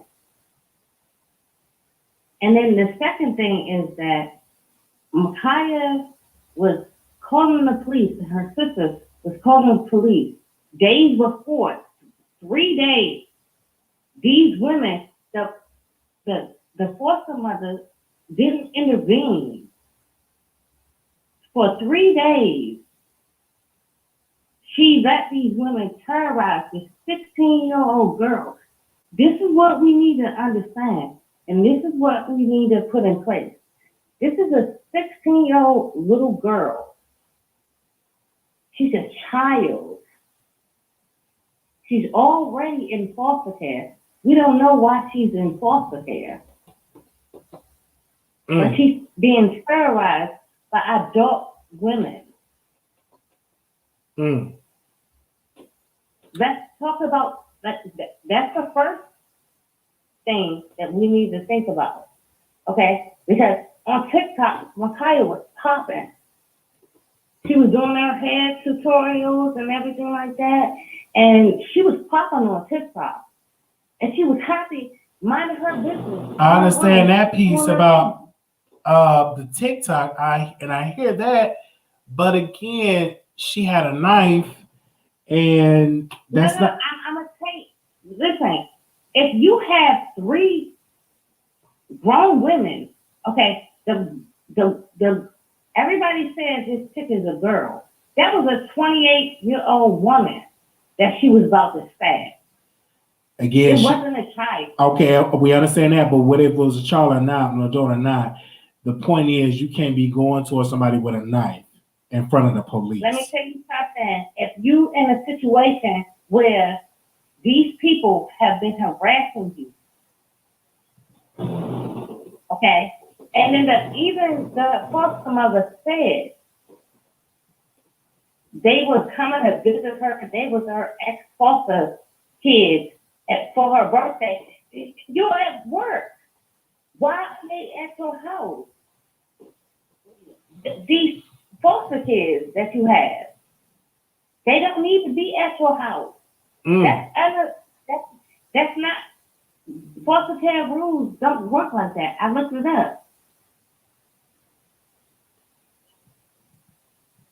But again, I understand though with the rules of what you're trying to break down. What I'm trying to say is it's just not good. You have a knife in front of the police. It's not going to end right for you. Okay, because listen, the police, okay, when they called, Micaiah got the knife from the other girls because she called the police and said the girl had a knife. They put Micaiah out that house and locked her out the house. So where's she gonna go with nowhere to go? Well, that's a point that you brought up. But again, I'm looking at you should have dropped the knife. You should not be having a knife in front of the police. That's how I'm looking at it. The police didn't call. Listen, the police didn't come with sirens blazing. Wasn't no police sirens. So if you fighting and you in the middle of a fight, how are you gonna know the police is the police? Why not have sirens? That's a good point. All right. Because you would know who is running up on you, and you would know that help is coming. There was no sirens on.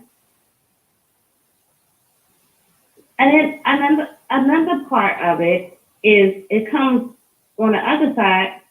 Police are just like you don't shoot anybody.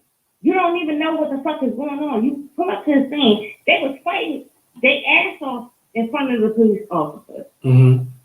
He was standing there before he shot her. Oh. But you can tase her. You can shoot her in her leg. Couldn't shoot her in her, you couldn't, he was watching the same thing we was watching. You saw her run, she mowed the girl down, and then she took the knife from the other girl. But I keep saying girls. These was grown-ass women. One was 28. One was, they won't tell us her age, but they was grown-ass women. They had aged out the foster care. finance system. Okay. So Well, why are they there anyway? that's a question, and we definitely will get more information on it. But I hear your point, and thank you so much for giving your opinion. Yeah. Thank you. That was a baby that needed help. Mm-hmm.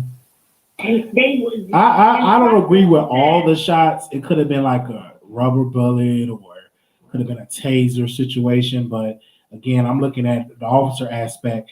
You know, you got a split decision of what to do. You know, because if she would have stabbed and killed that girl, then y'all would have been looking at the police. You gonna take a life to save a life. Again, if she would have stabbed that person and that person would have died in front of the cop, then y'all would say, why didn't the cop stop her?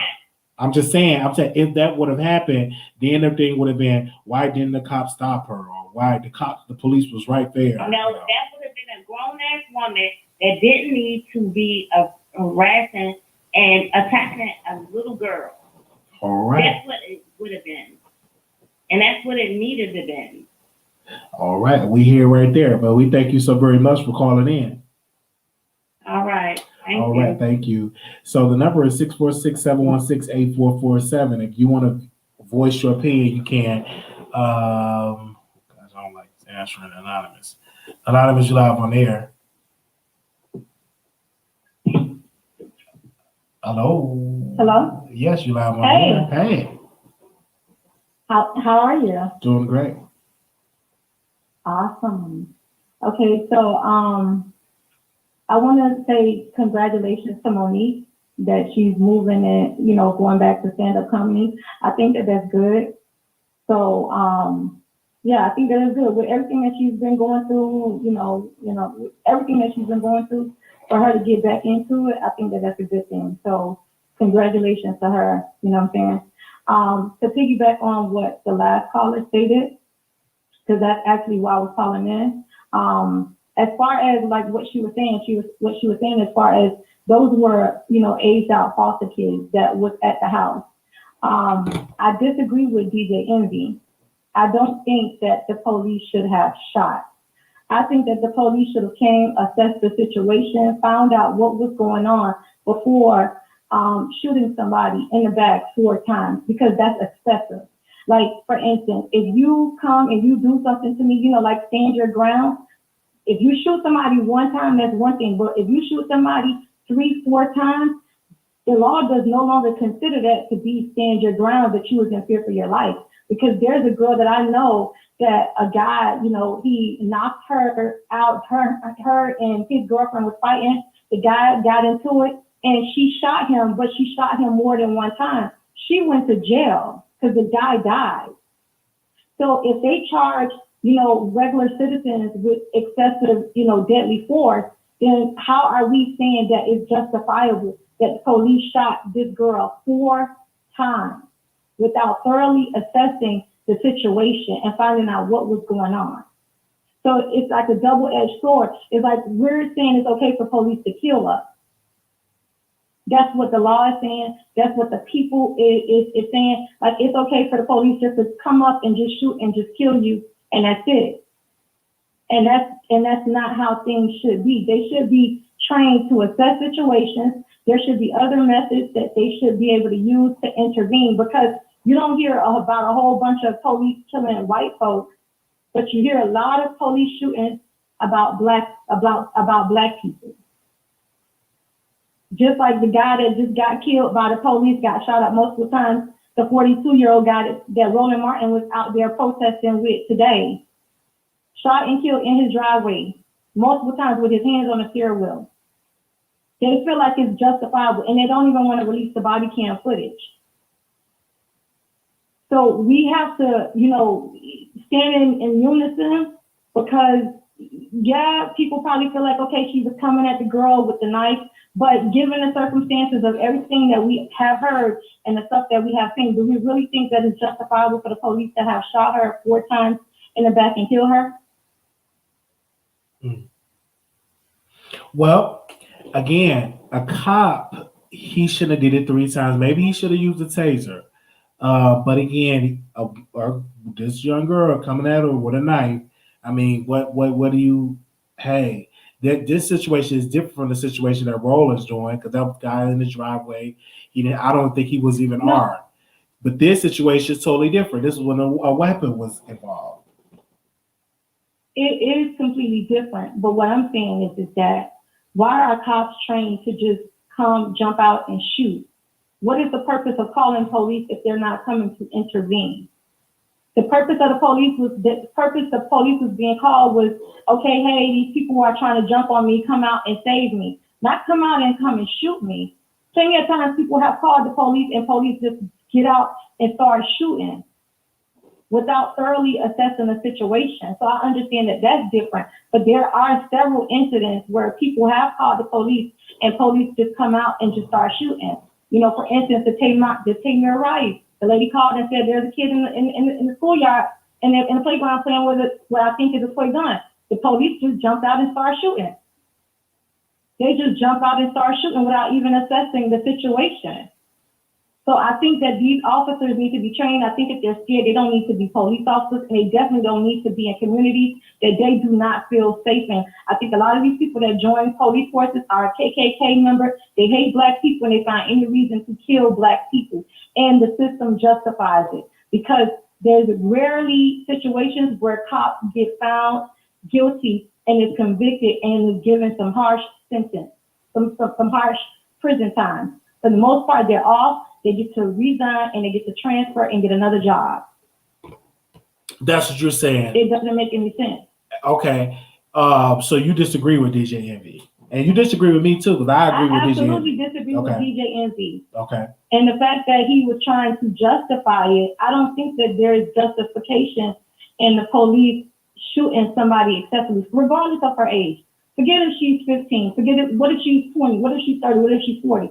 The fact that the officer jumped out and just started shooting and shot multiple times without thoroughly assessing the situation is the issue. They don't do that in any other neighborhoods but the people of the Black people neighborhood or people of color, as they say, you know. But they're not going to go in their neighborhoods and white neighborhoods and see something in place and just start shooting and firing off shots multiple times. I mean, look at how many white people that have done things that have gotten escorted to Burger King or, you know, all these mass shootings and all of these different things, how they treat them versus treating people of color. So that's what I want to say on that. I don't agree with DJ Envy. I think that his comment was inappropriate and uncalled for in this situation because I feel like he's justifying this police officer shooting this girl multiple times and shooting this girl and killing this girl. And I don't think that that's justifiable because he hasn't even assessed the situation. He just jumped out the car and started shooting. Yes. All right. Thank you so very much. And I want to say this to any officer. I think I don't know, maybe it's training because you have one instance, you want the officer to serve and protect. In this particular case, it's just depending upon who you ask. Serve and protect? Because again, what about the other woman that she was going towards? So does she have anybody supposed to protect her as well? Because if you come in with somebody with a knife, I mean, that situation is going and if you have a weapon, you coming towards somebody with a gun or automatic thing. Why not run and try and grab the girl from the back of the arms or try and do anything? Why does just shooting her? Why is it okay just to shoot her? Well, we shall see. I don't think any charges been brought up on the officer yet, and you think any charge is going to be brought up on the officer? I'm not sure, but I think that, you know, he needs to get some type of reprimand for that because that was excessive force. All right. I think that charges should be brought up on him. I think that was excessive force. I don't think that they should be able to go around and pump bullets into Black people just because they feel like it or because they feel like they're scared. And we shall definitely see more about that. All right. And so I want to go to our last caller. I think she already called in, so I think she want to call back in. All right. Thank you so much for calling in. Okay. Let me see. 2427. Yes, Wiley. Yes. You called it back in? I'm calling back in. Yeah, I called them early. I got a question. What if they would have did that to you when you was in the library? Again, if that would have happened, it would have happened. No. It is what it is. I don't know. What I could explain about the library situation, what happened to me, I was tased. I was butt naked, didn't have any weapons, nothing in my hand, nothing. But if I would have had a weapon in my hand, I don't know if it would have ended up in the same result. I don't know. That's up to that officer. What I'm saying is they were able to de-escalate the situation, and they had, like, I don't know, like, to me, they gave you grace. That was nothing but God. Exactly. You was out of control. And there was no officers there. Like, in that particular situation, I want to be honest with you, it was no officers even there for like that particular. I was in there for about 45. I was in there for about a good 30 minutes. It was no officers there. You was in there for a long time. But this is what I'm saying. They gave you grace. They tased you. They took you to a mental facility. Yes. You know, you are alive today and you have a show today because the police officer saw that it was an issue and they saved your life. They didn't kill you. They didn't think, you know what I'm saying? So you have to think about that when you talk about. I think about it daily, but again, it was no, listen, I'm giving my opinion and I look at it, I didn't have any weapons. You had weapons. You had computers. Again, if the officer would have came in that situation and shot me, then hey, it is what it is. That would have been very sad. It would have been very sad. But also, he would have had a reason. If I would have tried to throw a computer at the office, he would have had a reason. He would have had a reason. What more do you want him to do? He would have had a reason. If I would have tried to throw a computer at the officer, it would have been a reason. It would have been a reason, caller. No. Again, you're dealing with an officer with a gun that can end your life. And if you're doing things with weapons, it does matter. Nobody said it did not matter. But what we're saying is if you have a weapon, you may not make it home. You may not make it. Even it's people that's getting killed without a weapon. But I'm speaking on if you have a weapon. Make this make sense, Wiley. I'm making it make enough sense. You just disagree with my point. You just disagree with my point. That was nothing but God. But shout out, they didn't show up for none of that. But you know, but they didn't kill you. I know they tased me. They tased me, and I went to a mental facility and everything else like that. So, but they, but this situation was a little bit different because okay, it didn't happen to me. I'm just giving my opinion, ma'am, and that's it. That's all I can do. I'm giving my opinion. DJ Envy give his opinion as well, ma'am. We're in America. I have a right to give my opinion. Like you got a right to give yours. We just don't see the same point. You have experience. It's not about your I understand that, ma'am. You're not talking from your experience. Ma'am, listen. I said what I said. We just don't agree. And it's just like, it's not you talking from your opinion all the time. You have experience when the officers like gave you the proper treatment. And then but this situation is different. The grace that they gave other people. You see people getting shot and you see people dying. And they like with your body, you know. They gave you a good. There was none but grace. It was none but God. But we thank you so much for calling in, sister. Thank you. We just disagree. We just have to agree to disagree in this moment. Okay. It's just what it is. We just agree to disagree. 3763, you live on the air. Okay. Hello, Wiley. Hey. Oh, I'm back. Okay, You good. back on. See, Okay. this is the thing. This is why I didn't want to even. I should have probably hopped off today on live after I rant about DMX and everything. So I just got off the phone with you talking about the child of a crackhead and him being a crackhead and all this and that. Nobody know that baby's background. That 16-year-old little girl's background. Don't nobody know her background. We still don't know what the treatment was that she was having in said household. The foster home. We don't know why she was in foster care. We don't know if that girl's been sexually abused. We don't know nothing. We don't know nothing. At the end of the day, Wiley, that was a 16-year-old baby. Just like it was a 13-year-old baby that had a gun and all of that. I don't give a fuck what you talking but about. weapons are weapons. It doesn't matter. There was a 16-year-old that had a weapon in her hand. At the end of the day, the reality of it all is that she was being bullied. That's the same. But the officers don't know all of that. That you expect the officer to know that she's being bullied and all that. The officer just see what he see at that moment. So what if she the one that called the police, Wiley? She the one that the officer again.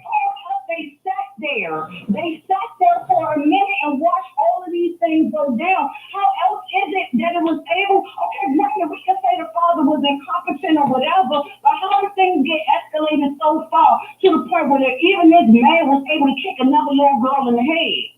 Or whatever the situation may be. We still don't know the story at the end of the day. That still was a 16-year-old baby. She was a 16-year-old baby. We don't with know a knife. what these people were doing. How we know that woman in the pink wasn't molesting that little girl? Again, we don't. Again, how do you expect the officer to know all the details, ma'am? You're going deep. We looking at what matters, the evidence. It exists. The girl had a knife in her hand. The evidence can be edited. We're living in the age of social media now. We're living in the age where the government controls all of everything that's put out on the internet. Right, wrong, or indifferent. When there's a positive message, it gets shut down. This is the reason. Oh my goodness. I have a 16-year-old. And you don't teach her to have knives in her hand, right? Yeah, I did see the knife in her hand.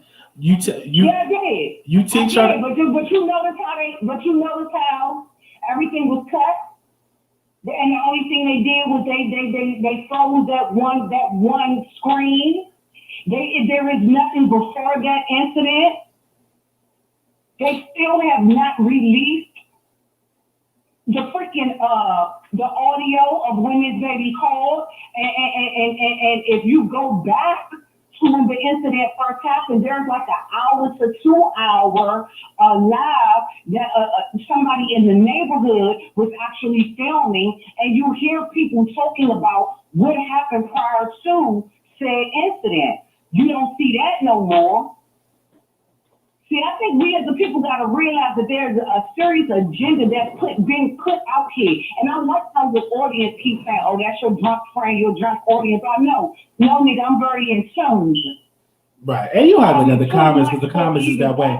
But in our close. But at the end of the day, Wiley, that was still a baby that got killed. Okay. Yes. That was a baby. Yes. That was a baby. That had a knife in her hand. And it's very unfortunate that situation happened. That was a baby. And I have to agree with all your callers. Had that been a little white girl, she would not have gotten shot down like that. Hell, I'm in D.C. Had that been 1,000 black folk running up in the White House, we all would have been dead.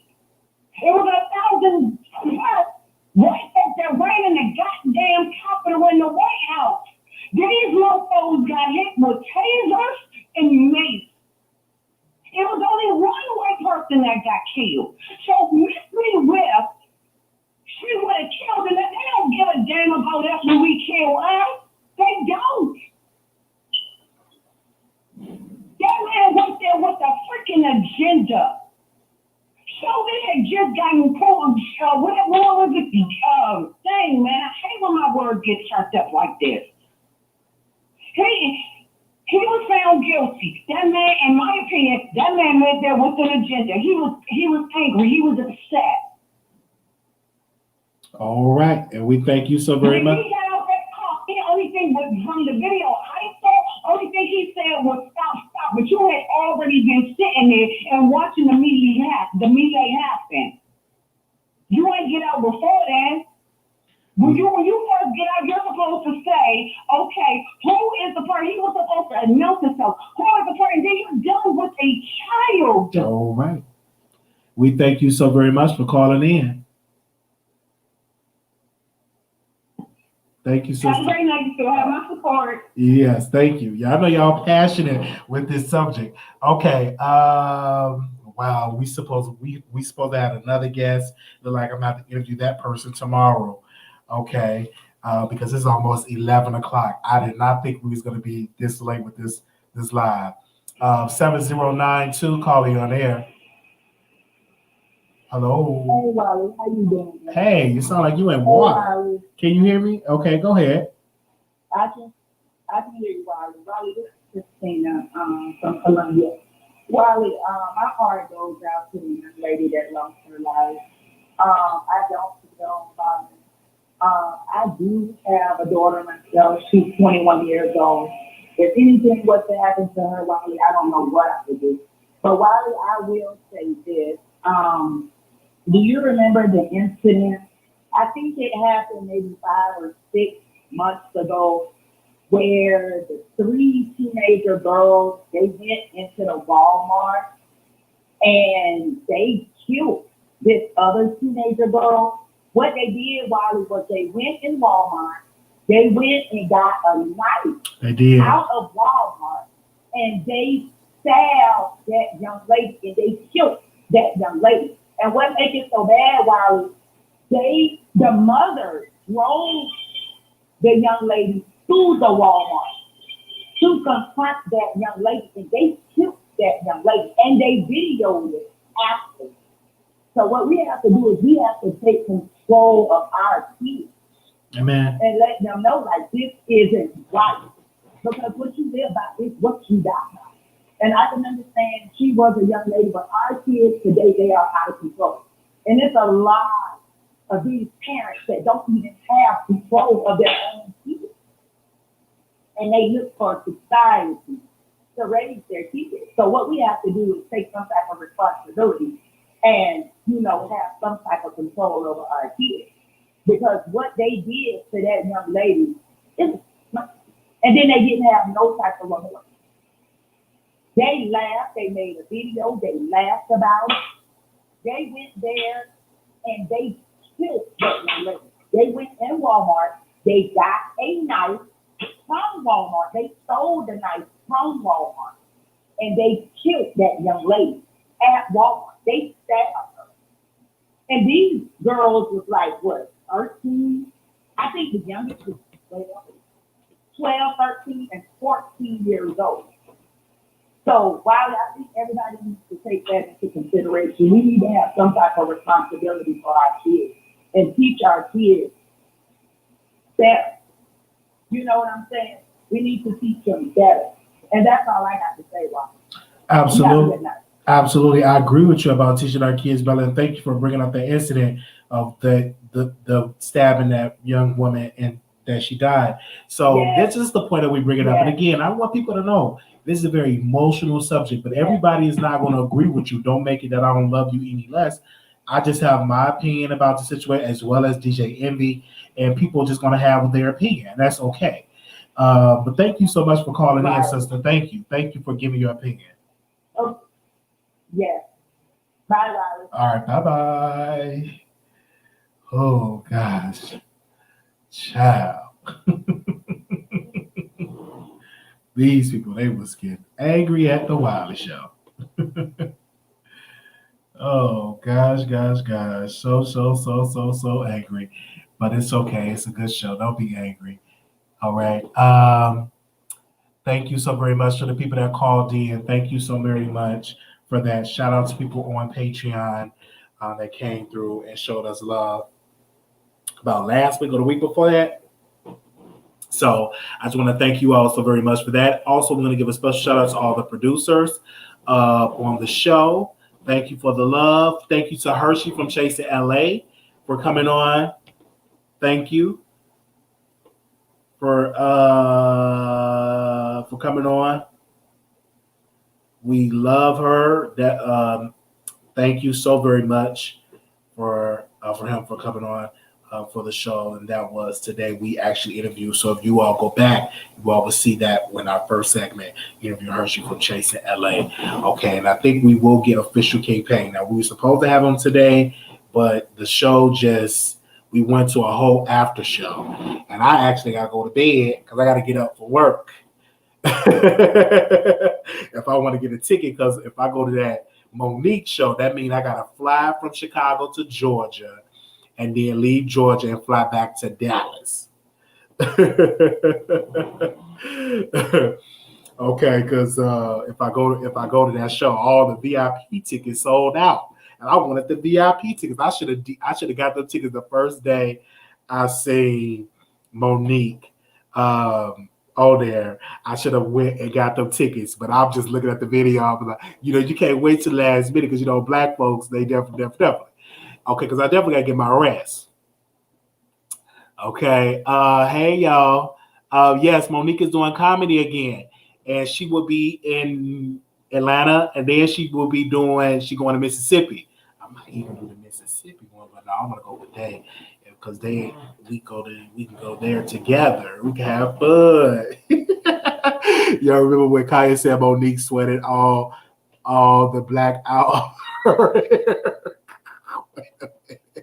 It's okay. I miss you guys. Been busy with my baby. Not a lot of time on YouTube anymore, but I had to check on Wiley. Thank you, Lala. Thank you so very much. Thank you for y'all giving. Shout out to the producers. Thank y'all for y'all love for that.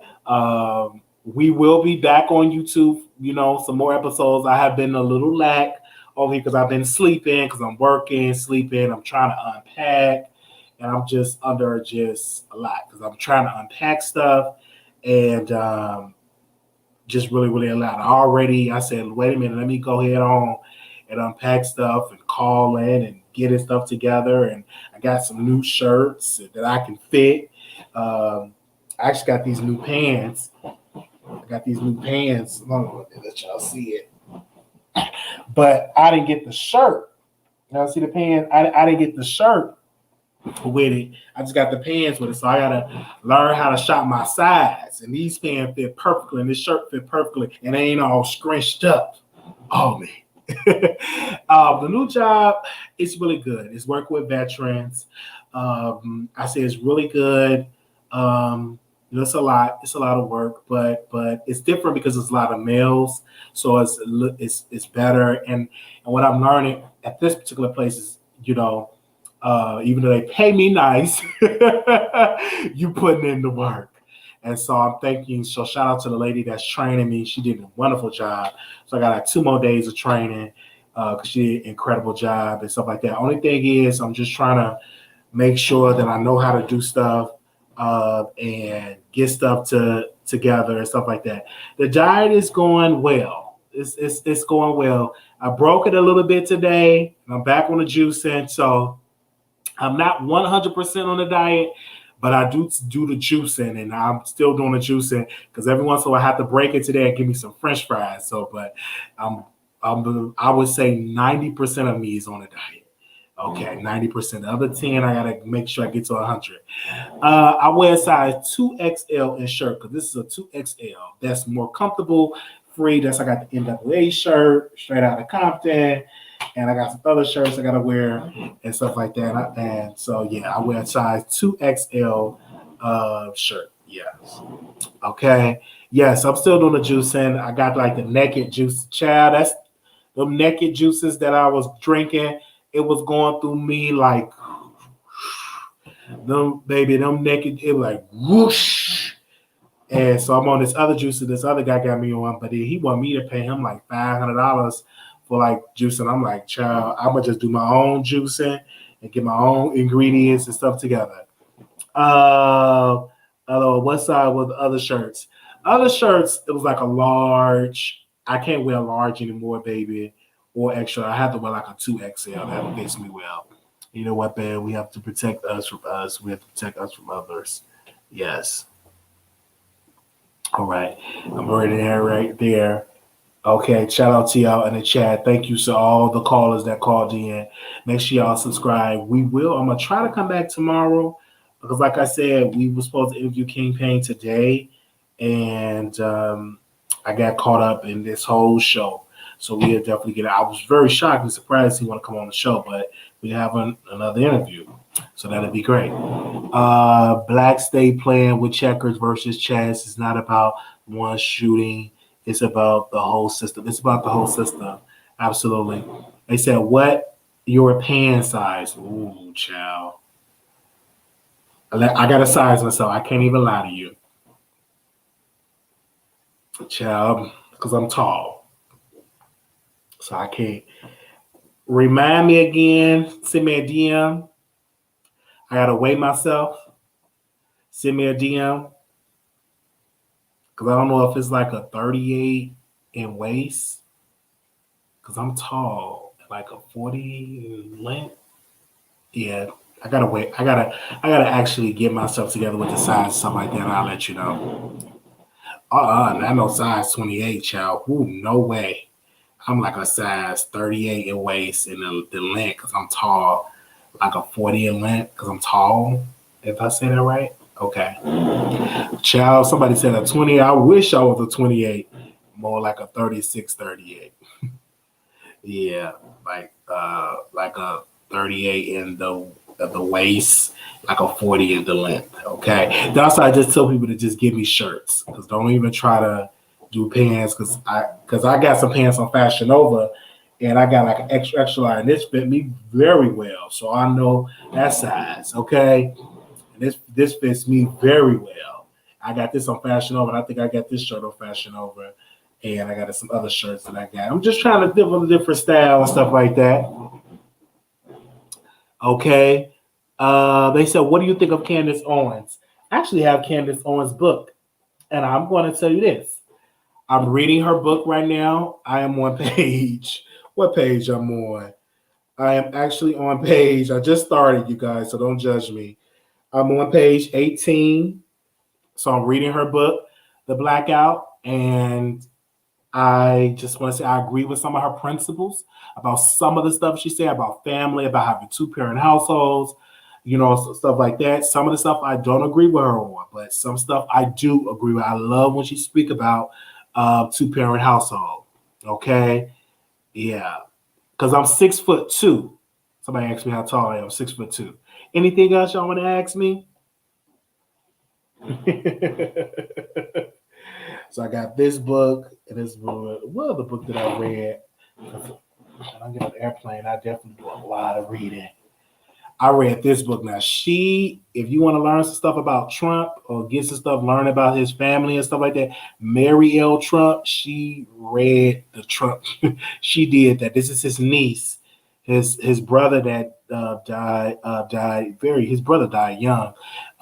His niece wrote this book and it's really good. It is really, really, really good. Read that. Now somebody gave me this book.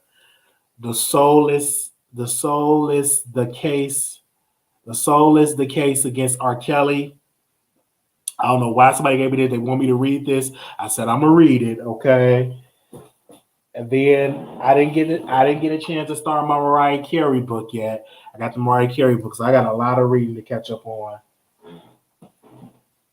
And then I got where do we go from here? Chaos or Community. I got to get into this book because Roland Martin said we should read this, so I got to read it. I got to catch up on this. Even though I watched the movie, I am on page 81. Even though I watched the movie, I just gotta, you know what I'm saying? I gotta get back into my reading mode. So, yeah. What are your summer goals, yearly goals? My summer goals, I really want my weight to be down. I really would like to have a conversation with my father. that I found on DNA Ancestry. I want a conversation. I want the dialogue to be open up. That's exactly what I want. I just want the dialogue to be open. I wanted to at least lose at least 60 pounds. I want to be able to travel more in the summer. Those are my goals. Thank you for that question. Anything else you want to ask? Did not know you were reading. Yes, I love to read. Yes. Who wrote that R. Kelly book? Jim. I think Jim. Hold on, let me put it up for y'all to see it. Because I don't know how to pronounce the last name. Jim DeRogatis. Yeah. So, are you close to getting to bed? Yes, I am close. I'm still searching around. I went today. I went online, and I need to start visiting some furniture stores instead of just looking online. Real close. So we just thank everybody for giving for that. Yeah, we're real close. Yeah, it's gonna be nice. I can't wait to go live in my bed, and I'm taking my time. I'm not really rushing. So thank you for that. And someone actually gave something towards it today. I went to the PO box and I said, "Thank you." Okay. Somebody asked me a question. They said, "What's your favorite genre to read?" I love the sex books, the sex drama, romance books. I don't know if that's a genre, the romance books of thug passion, the thugs. Because I was working at this job, right? And I'm gonna have to get her on my show. And we would just be reading these books on Amazon or on what is that called? On Kindle. We would read the free books and we would read the thug books, the gangster books. And I used to love when I used to read about the sex scenes. So that's like my favorite, my favorite genre of reading. Yes.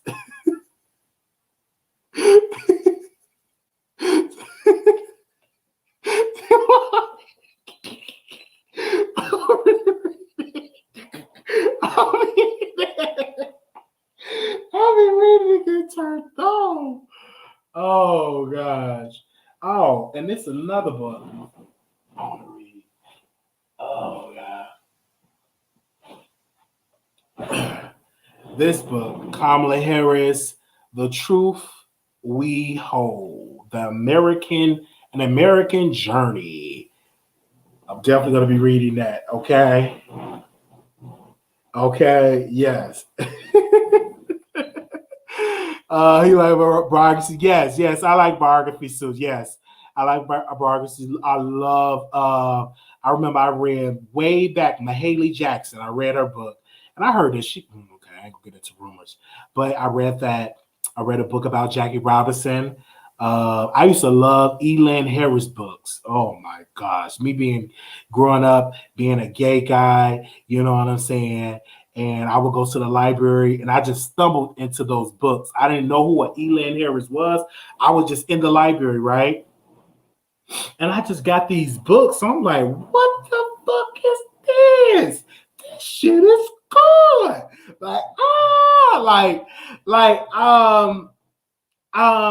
I was reading his books and I didn't know what it was or who he was and all that. And I just picked up one of those books. I said, what the fuck is that? And so once I Googled it, I used to be ashamed reading it on the bus because I didn't want people to think that I was gay. So I would put another book and then I had the other book behind it. Or I'll put my book bag up and I put the book on the back of my book bag and I'll read because I didn't want people to know what I was reading. Okay. what I was reading. So I was reading that book, and I'm like, what the world is this? And so, and of course, I read Charlemagne, his books, and stuff like that. Okay, I read his book. Now, what did I do with his book? I need to know, what did I do with his book? Black Privilege. I read it already, and I need to get those books. Give me a second. What the? Those books? I read it already. I just. You wish I would review books? I should start doing it, right? I should start doing that. Okay. Book of discussion will be fun. It will be fun. Okay, we can start doing that. I would love to like read some of these people, but I had a friend, unless you get permission from like the author, you know what I'm saying? He was reading books and he had got a flag. So which book he was reading? He was up there reading Mary L. Trump. So I guess Mary L. Trump. He was reading it on his line. Man, Mary L. Trump set up an old nasty flag. And I think he stopped reading books. It was a guy, he would just read books. And he stopped reading them because I think Mary L. Trump, they flagged him for reading her book. So I think he stopped reading the books. Love Eli Harris will finish this book and what? Yeah, me too. I'll finish it in one night. You have thought-provoking show, whether you know it or not. You still have my support and I love. Oh, thank you so very much. Thank you for that. Thank you for that. Arma Brown read books on her channel. Yeah, Arma Brown read books on her channel. Absolutely, she reads books by a good author, and his name is James Caldwell. And I read one of his books, Boys Like Me. Did I say that right? Or Boys Like Me? And a good author. Reading. Yes. Please get permission from the authors before you read some other books and get in the writing. Yes, I'm gonna have to get the permission. Absolutely. You ain't gonna get me reading with. Last time the Trump found me so petty. Yes. I read damn, I don't know what I did with that book. It's in the other place. I gotta get it. Jason Lee book. I read his book. God has not forgotten about me. I read that book in one day. And I wanted to interview him, and it was a good book. Like, even though people threw shade at him, but his story, if you knew his upbringing, it was good. It's a fairly new book, so of course, yes. Any other questions y'all have for me? Because I gotta go, you guys. I can't be up here all day with y'all. Now, if y'all was in here like super chatting, and then I won't have to work in the morning. And then I could be like some of these YouTubers. I want to say shout out to some, if I was like Dr. Larry Reed and people just super chat 1111, and I get that like every day. Let me stop. Child, they talking about he gonna be canceled. Child, them people's over there super chat 77, because over there, because 1111, that's my birthday. And that's a good number, 1111. So they was over there just super chatting, and and they was super chatting like the different numbers. And he was like, yeah, the different numbers and the spirit of different number. Watch the numbers, and if y'all super chat that 7 and 7, you get that blessing, and they be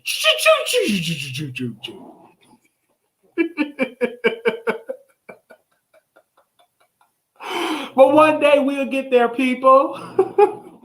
Oh, I did see Cicely Tyson book in Walmart, and I'm gonna get it. I'm gonna get it. I just want to read these books first. A couple of these books that I want to read. I'm gonna cop that book. Michelle Obama book. It was Michelle Obama book. How can I say this? It was good. It was good. Michelle Obama book was good. And where is my Barack Obama book? Hold up. I gotta go back to the house. I gotta get my Barack Obama book before I turn these keys in. I want to make sure I got all my books before I turn these keys in. All right. I saw a lady do that too, Wiley. Cash out in 7717273777 to get that blessing. Yes, I'm telling you, like that's how they do. That's what they do, and it's a blessing. And I'm not mad at them. Hold on 1 second. I'm not angry or mad at if that's what you want to do. You know what I'm saying? You support your content creator, and they do it. And y'all support us over here too. Y'all do a season. Shot time. You know, when it's a need or something, or y'all they people they do it over here. They do it because baby, these gifts that y'all brought through, bookshelf, lights, Malcolm X poster, books, detergents, air fryers. Oh baby, my people, the car that I got, which we paid off, my people came through. And people, of course, they think, oh, he need to get his own stuff and stop asking his people. They don't talk about these other folks that get all this. Come on, shut up. I ain't gonna say no names. I ain't gonna say no name. That's why I don't get mad when people bless us over here. It's a blessing. Continue to bless those. Amen. So we thank y'all. All right, we want to say thank y'all so very much for tuning in. Just chit chat with y'all a little bit. It's been a while since we been live. If you can, go back on the live. Leave us a comment and thumbs up the video if you can. Thumbs up. If you're watching on your television, smash that like button on your phone. Leave us a comment how we did on the show. If you disagree with me, please comment below. Just do not use any profanity because we do not allow any profanity on the video. So if you cussing, just don't. Because they automatically don't put it, so it don't show up on the video. So you have to have it. So don't. And if you post too many emojis, YouTube sometimes don't let your comment show. So it have to be a delay with that. Okay. But if you disagree with me, comment below and let me know what you know how you feel. And and sometimes I go back and forth with people in the comments. Okay. All right, y'all. Y'all have a wonderful night. I want to say thank y'all so very much. I'm going to read something a little bit, and then I am going to go to bed because I have work in the AM. All right.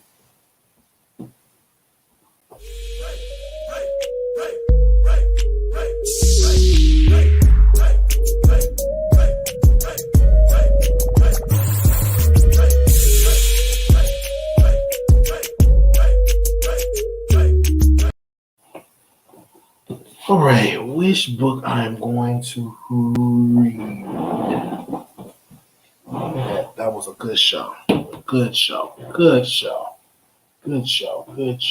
Okay. All right. So we're a little bit more blackout. Read this.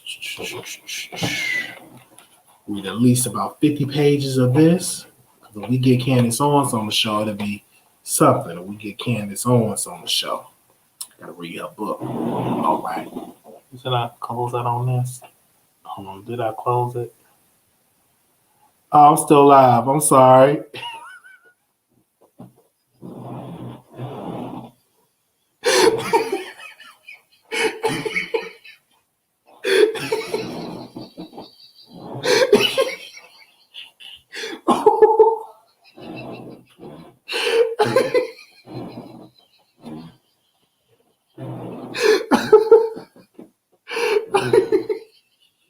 Oh,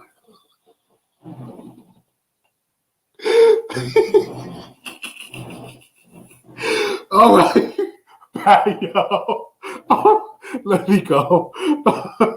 Oh, Lord. All right. I'll see y'all later. Peace.